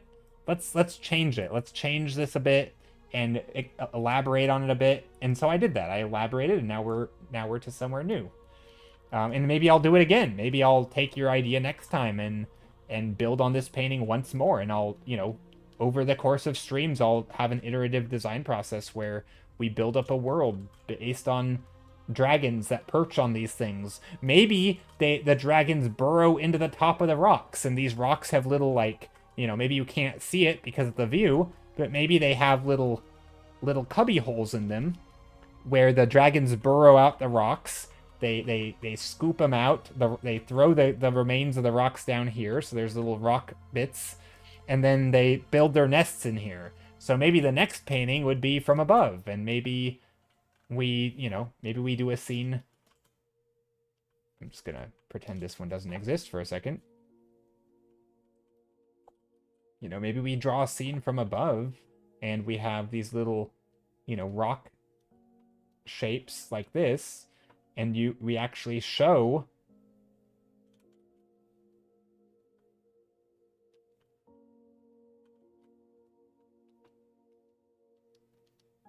you know, maybe we actually show the dragons and their eggs in there, and, you know, they're perching on, you know, there's a dragon perching, like, right, like, and maybe they're looking in their nest. I don't know how you draw dragons. That looks like a bat or something. But anyway, you get the idea. Maybe it, you know, maybe there's a nest with an egg in here, and it kind of looks like a trophy. But you know, maybe there's a whole bunch of them, and we were looking from the top view, you know, and so we get this perspective of all these things in the distance with the dragons on perched on the tops. Like, that might be our next painting, right? And that's kind of the thing I like about those suggestions, is that all it takes is an idea to spark another idea, and then spark another idea, and before long you have like an entire world or a story that you can start writing in the world, you know? I was just talking about this yesterday with some friends, where, like, one thing I really like about fantasy stories, especially this genre called lit RPG, which is like progression fantasy. You can think like an RPG kind of in storytelling form, where like characters can level up and get stronger and acquire new skills and stuff. One thing I like about that is that oftentimes, or just really in fantasy in general, oftentimes you have this sort of iceberg of information, right? You have like, you know, anybody who's knows much about design or writing, right? You might have an iceberg, and then you have water, or here, you might have an iceberg, and then you have water right here, right? But underneath, you have a huge iceberg, right? There's all this stuff, all this design and world building, and that's actually a really fun way to like do storytelling, is design all the stuff, and maybe you have this massive world you've designed, and you say, what if there was one character, you know, we'll call him Bob. What if Bob existed in this world, right? You put Bob in the world, and then you tell a story from Bob's perspective. You're not going to touch 99% of this iceberg, right? You're not going to talk about all of the world you've built up. But because you've done that work, you can now tell a really good story about Bob in this new world you've designed, because you know, you can understand how he interacts and what he does and where he goes, because you've designed all of it, right? And that's the thing that I love about like building on ideas over time, is that each time you inspire new ideas, and then at some point you're just like, it's so, I don't know, you just add stuff to it. And I think the best stories are stories told, at least for me, my favorite stories are stories told in a world that is new to me anyway. And you only experience the world through the eyes of someone who maybe is already familiar with it, right? So there's stuff that they take for granted. I think Star Wars does this pretty well, right? Where they just, like, episode 1, or I don't know what you call it, the original first Star Wars, episode 6, I guess, or 5 or 4, I don't know what you call it. The very first one that ever existed, right? Like, they start out in the world, and it's just like, you know, mechanics working on these pod racers in a dusty old environment. They aren't saying what they are. They aren't explaining it to you. They're just showing you that these people exist in a world with tech, and they don't need to explain it, because it's not important. It's just, look, here's the world that I've designed, and then they're telling a story set in that world, and there's just cool design all around you. And that's kind of how I feel like sometimes, you know, even if I'm not telling a story, designing that world with something semblance of an idea in mind, even if it's just a tiny bit. I don't know. Is that too much of a rant? That's a good rant to end the stream on. So thank you all for being here. I think we will call that good for the day. Until the next episode. No, not episode. Not episode. Until the next stream. Alright. Yeah, that's fun. Hey there! Hey, Henny Bloods. Bob Bloods. Baylods? I don't know how to say your name. How do you say your name? I could just call you Henny. For one civilization, the rocks are holy, and another civilization, they try to tip over the rocks. Exactly, right? You could have an entire, like, defending the rock pushers, you know, people pushing rocks over and other people trying to defend them or prop them up. Like, that could be, like, you could design an entire world around trying to prop up these rocks and preserve them, right? Like, yeah, you could absolutely do that, and you could create an entire thing from there and just kind of snowball it out. And then, okay, what does the rock pushing over people build their house out of? If rocks are holy, maybe they refuse to use rocks in their structures, and maybe the rock pusher over people, their civilization uses rocks because they want to snatch the rocks from the rock preservers. And so you have this, like, you know, we want your rocks to build our homes, and no, you can't have them, go, you know, and the other people, maybe they value something else, and, like, you could just, yeah. It has that sound, you can't pronounce it easily, gotcha. Wait, is that like the S? Is that the S sound? Basloads? I don't know. The name is Hannibal. The rest is to get the name registered. Gotcha. No. Okay, no, it's not. It's not the S sound. Okay. Okay. I don't know which language that is in. But yeah, anyway, welcome in Benny, or Henny. I don't know why I just called you Benny.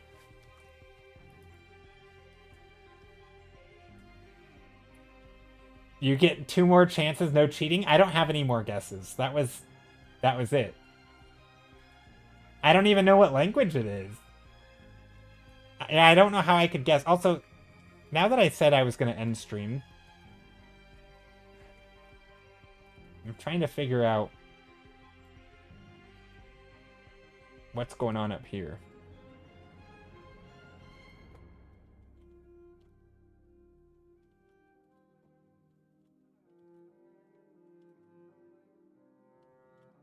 Maybe like that?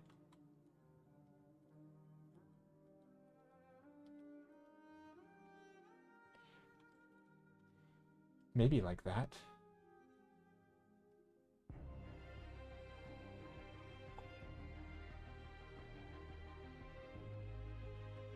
I'm just trying to find a way to, like, make this, I don't know, play with the shape a little bit. We could do, like, a tree up here. Be kind of cute. We should probably do more trees if that were the case, though. And I don't think I want just one tree, so I'm not going to do that for now. We might add it later. That's another thing I like to do.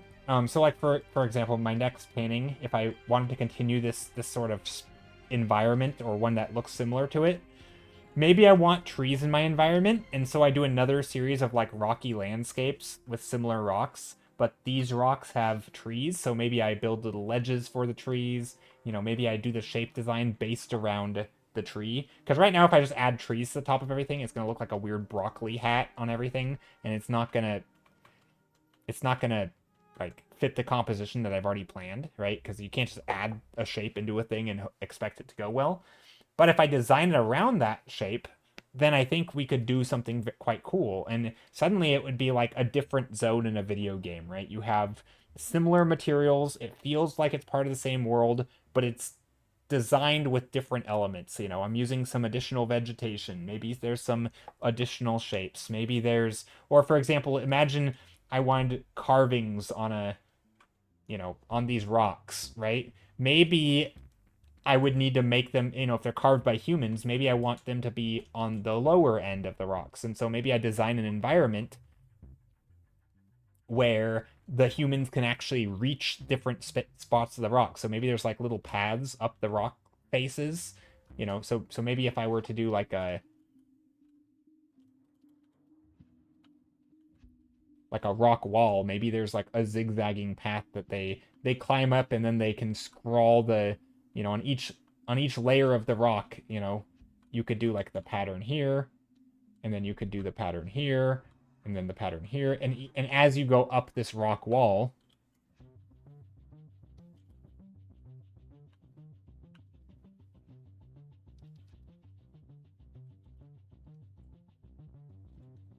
right? And like that could be a way, right? That could be a way to like show the thing. And so you could have a similar rock, but you would just change the form to allow you to do the thing that you want to do, right? I don't know if that made sense. But yeah, that's always fun. I do like that iterative type design where you, each time you build on the thing. I think it's just a smart way to work, you know? Especially if you don't know what you're doing. Or if you don't know what you want to do. You just figure it out as you go. You ask yourself questions. Inspire yourself. Allow yourself to inspire yourself. For rocks and clouds, I need thousands of shapes. Yeah, I mean, this is where I think, again, I do too. This is actually why, like, from this painting, I decided that I don't like it, and I went to a different thing. Yeah, I totally agree. I think needing lots of shape experiments, but also this is where I think knowing what your vision is, the more you know, the more you can decide. Like, for example, if you knew that you were going to have trees on your rocks, maybe you know this because you know some story or lore about what you're designing for. You know, if you give yourself a prompt, the more that you know at the start, then you can start designing around that fact that you create for yourself, right? If you just have like, all I know is I want to paint rocks, yeah, you can make a million rocks that look nice, right? There's an infinite amount of rock shapes that you could design. You could just design rocks forever, but it's when you start asking like, what is this for?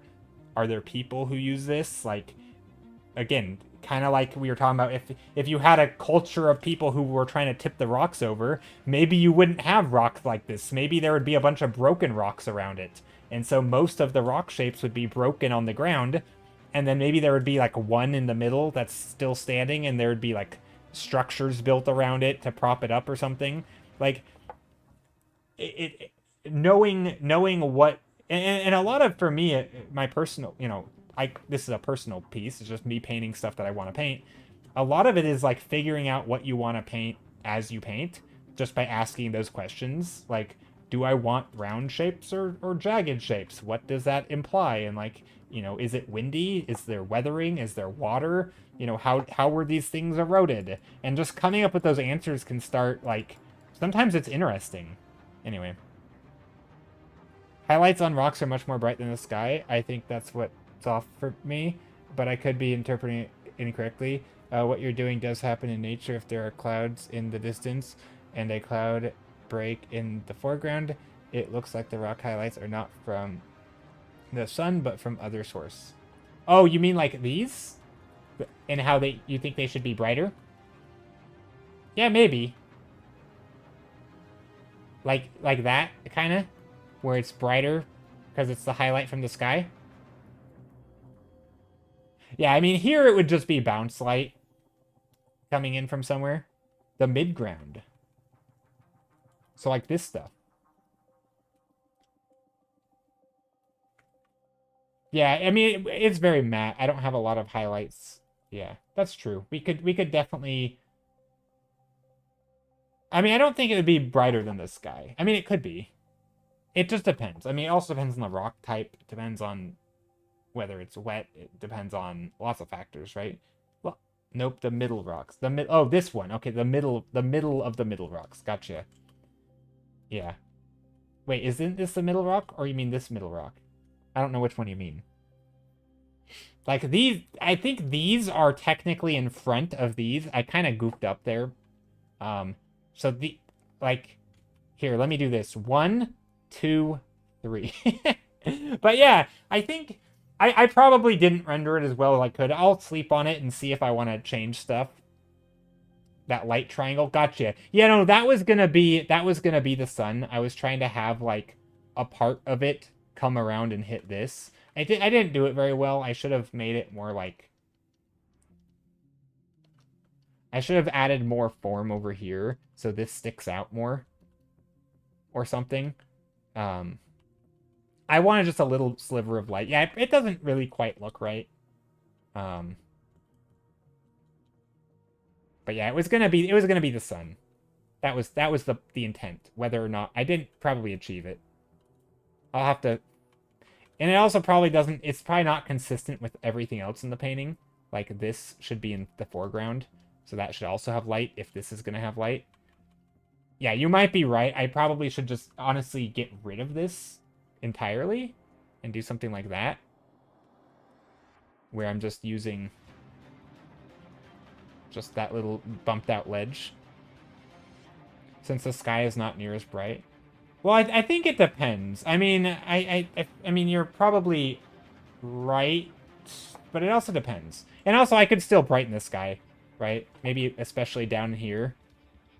We could make it oversaturated. I mean, it depends on, like, your exposure, if the thing is in light and shadow, what you're focused on, right? There's a lot of factors that can make a thing brighter or not brighter. I wouldn't say that it's always brighter than the sky. I don't think that's accurate at all.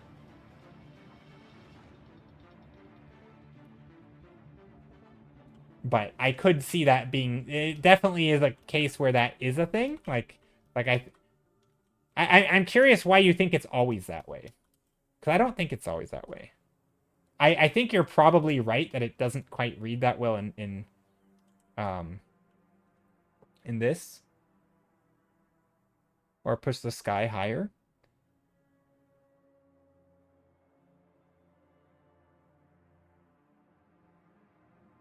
Oh, you're saying this was brighter than the sky. Gotcha. No, well, the problem was that wasn't supposed to be that was supposed to be the light, right? That was supposed to be sunlight. That's why this was bright. But granted, the form didn't look right, so it didn't really make sense for there to be light there. So I think you were completely correct in that, in identifying that didn't look right. But yeah. Yeah, no, it's always good to have art, what do you call it, like input like that, because sometimes you do get blind to things. It's very easy to be blind to things when you're painting. I know I am. That's also why just breaks are good.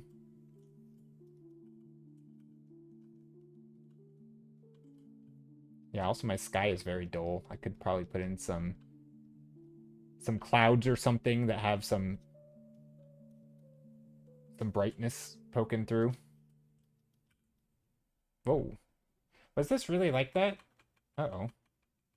I'm on one layer. That's not ideal. Not ideal. Thank you for the follow. I appreciate it. Thanks, Shane Fairbanks. Hope you're doing well today. But yeah, no, good observation, though, on that little sliver of light. I still kind of want some sliver of light, so maybe I'll do it, like, right here. This could be where the light shines.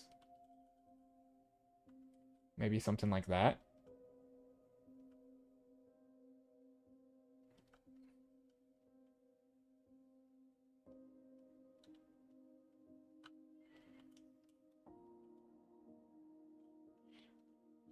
And then maybe up here.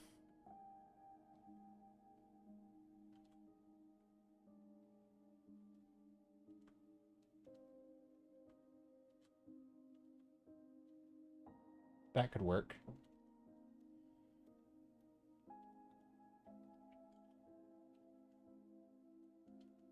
Lots of little highlights in here. We could probably even put some in here if we wanted.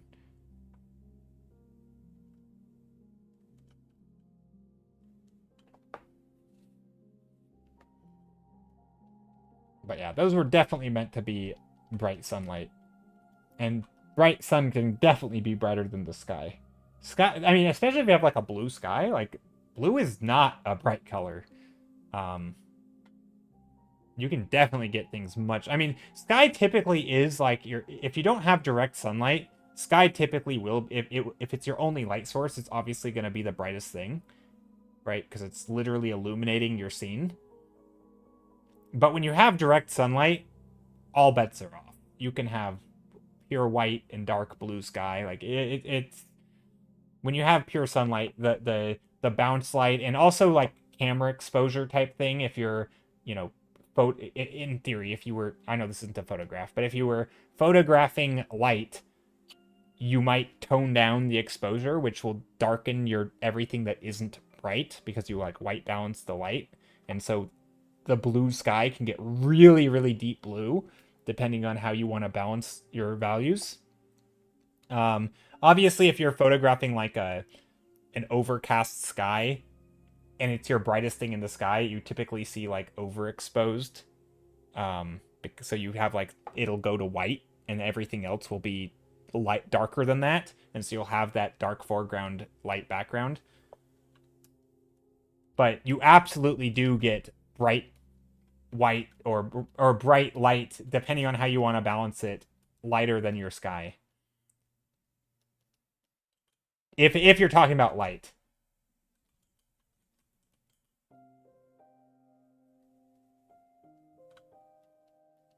But yeah, it depends. There's lots of ways. It's kind of like with like I remember a discussion on, it was actually a Twitter discussion, so it was a little bit unruly, as you can probably imagine on Twitter. It was about like reflections in water. Somebody had painted some like somebody didn't paint reflections in water, and someone came in and was like, "Oh, there would be reflections in water," and they're like, "Well, not always. Like, just because like sometimes the angle or sometimes there's ripples and you don't see stuff. Sometimes like there's oftentimes there's reasons why you won't see a reflection." And I remember the person actually pulled out receipts. They literally brought out the photos that they themselves took, and there were not reflections in the water, and they were just painting it as it was. And it's like a lot of like, I don't know what you call them, like axioms. I think axioms is a good word for it. Like or maybe not. Yeah, I think axioms, like things that we adhere to, like the lightest light or the lightest dark is darker than the darkest light. So like if you have something in the sun and something in the shadow, oftentimes artists want to separate their lights and shadows. And so if you have like a white shirt in the shade, it's still going to be darker because it's in the shade than if you had a black t-shirt in the sun. But that's not actually how it works. Like that's not a real rule. It's a good rule for balancing exposure and cameras and how cameras work, because cameras typically focus on, like they try to balance like light, and when you're doing that, you're typically kind of separating those into two groups. You're either not allowing much light in or you're allowing a lot of light in, and by doing that, your shadows or your light gets either blown out or underexposed, and so you have like this divide. But like in real life, that's not how it works. Like that's not. It's a good rule, and people should follow it, but there are absolutely times. So I love those things in art. But yeah, no, I think it is also good to always point those out, because like sometimes people will do the thing that they don't know. And I think I probably don't quite know what you were talking about. I think you were referring to this, and that was just me drawing bad form. This was supposed to be round, and I wanted like a little ledge that stuck out, kind of like I had here. But I don't think I did it well. I should have also put more back here, so that there's some semblance of consistency.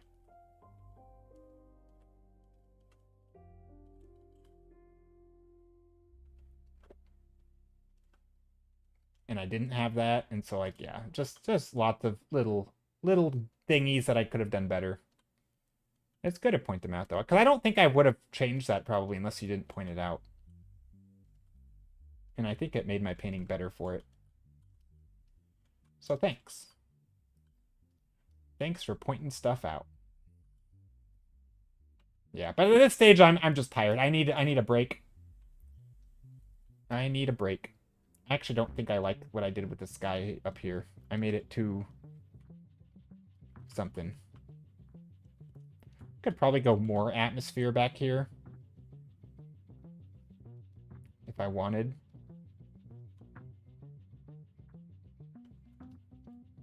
I don't know. I think it works for now, though. Oh no, I'm on the wrong layer. Okay. You notice that painting plein air? Yeah, it definitely does. It do break the rules. But again, those rules are like, you know, they're to help us. They're to help us keep things organized. Real life is messy. Real life has a lot of busy things and weird lines that don't make sense and optical illusions and just confusing mess of stuff and bad composition. Like mess or real life like is not always beautiful, right? Like sometimes it's messy and chaotic and like, you know, we have to try and like wrangle that in, right? So much of us doing art is taking those things that don't make sense and trying to make sense of it. And so when you're putting that on a 2D picture plane, you got to do a lot of stuff to like remake it make sense. That's not a sentence. What am I saying? Got to like change things a bit and make it your own. But yeah. I'm gonna put like a little bit of a fog back here. I think I said I was ending stream like an hour ago, didn't I? And then everybody was like, all right, see ya, and then they left, and now here I am, still painting. With me, you never know when I'm gonna end stream until I actually end. I might say I'm ending, but then I don't.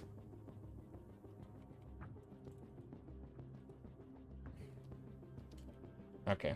I think I like this. I think we're good. We're good for now. Maybe we could even get some brighter blues in here.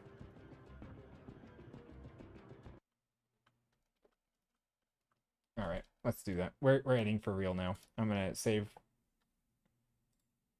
and then I'm gonna raid. So thank you all for being here. I really appreciate it. Very, very much. Anyone who came in with the raids, Ice Thrun, thanks for being here. Thanks for the pointing out the lighting stuff. Even if I'm not, I might have missed a little bit of what you were talking about, but I think I got it. Landy, Henny, everybody else who came in towards the end.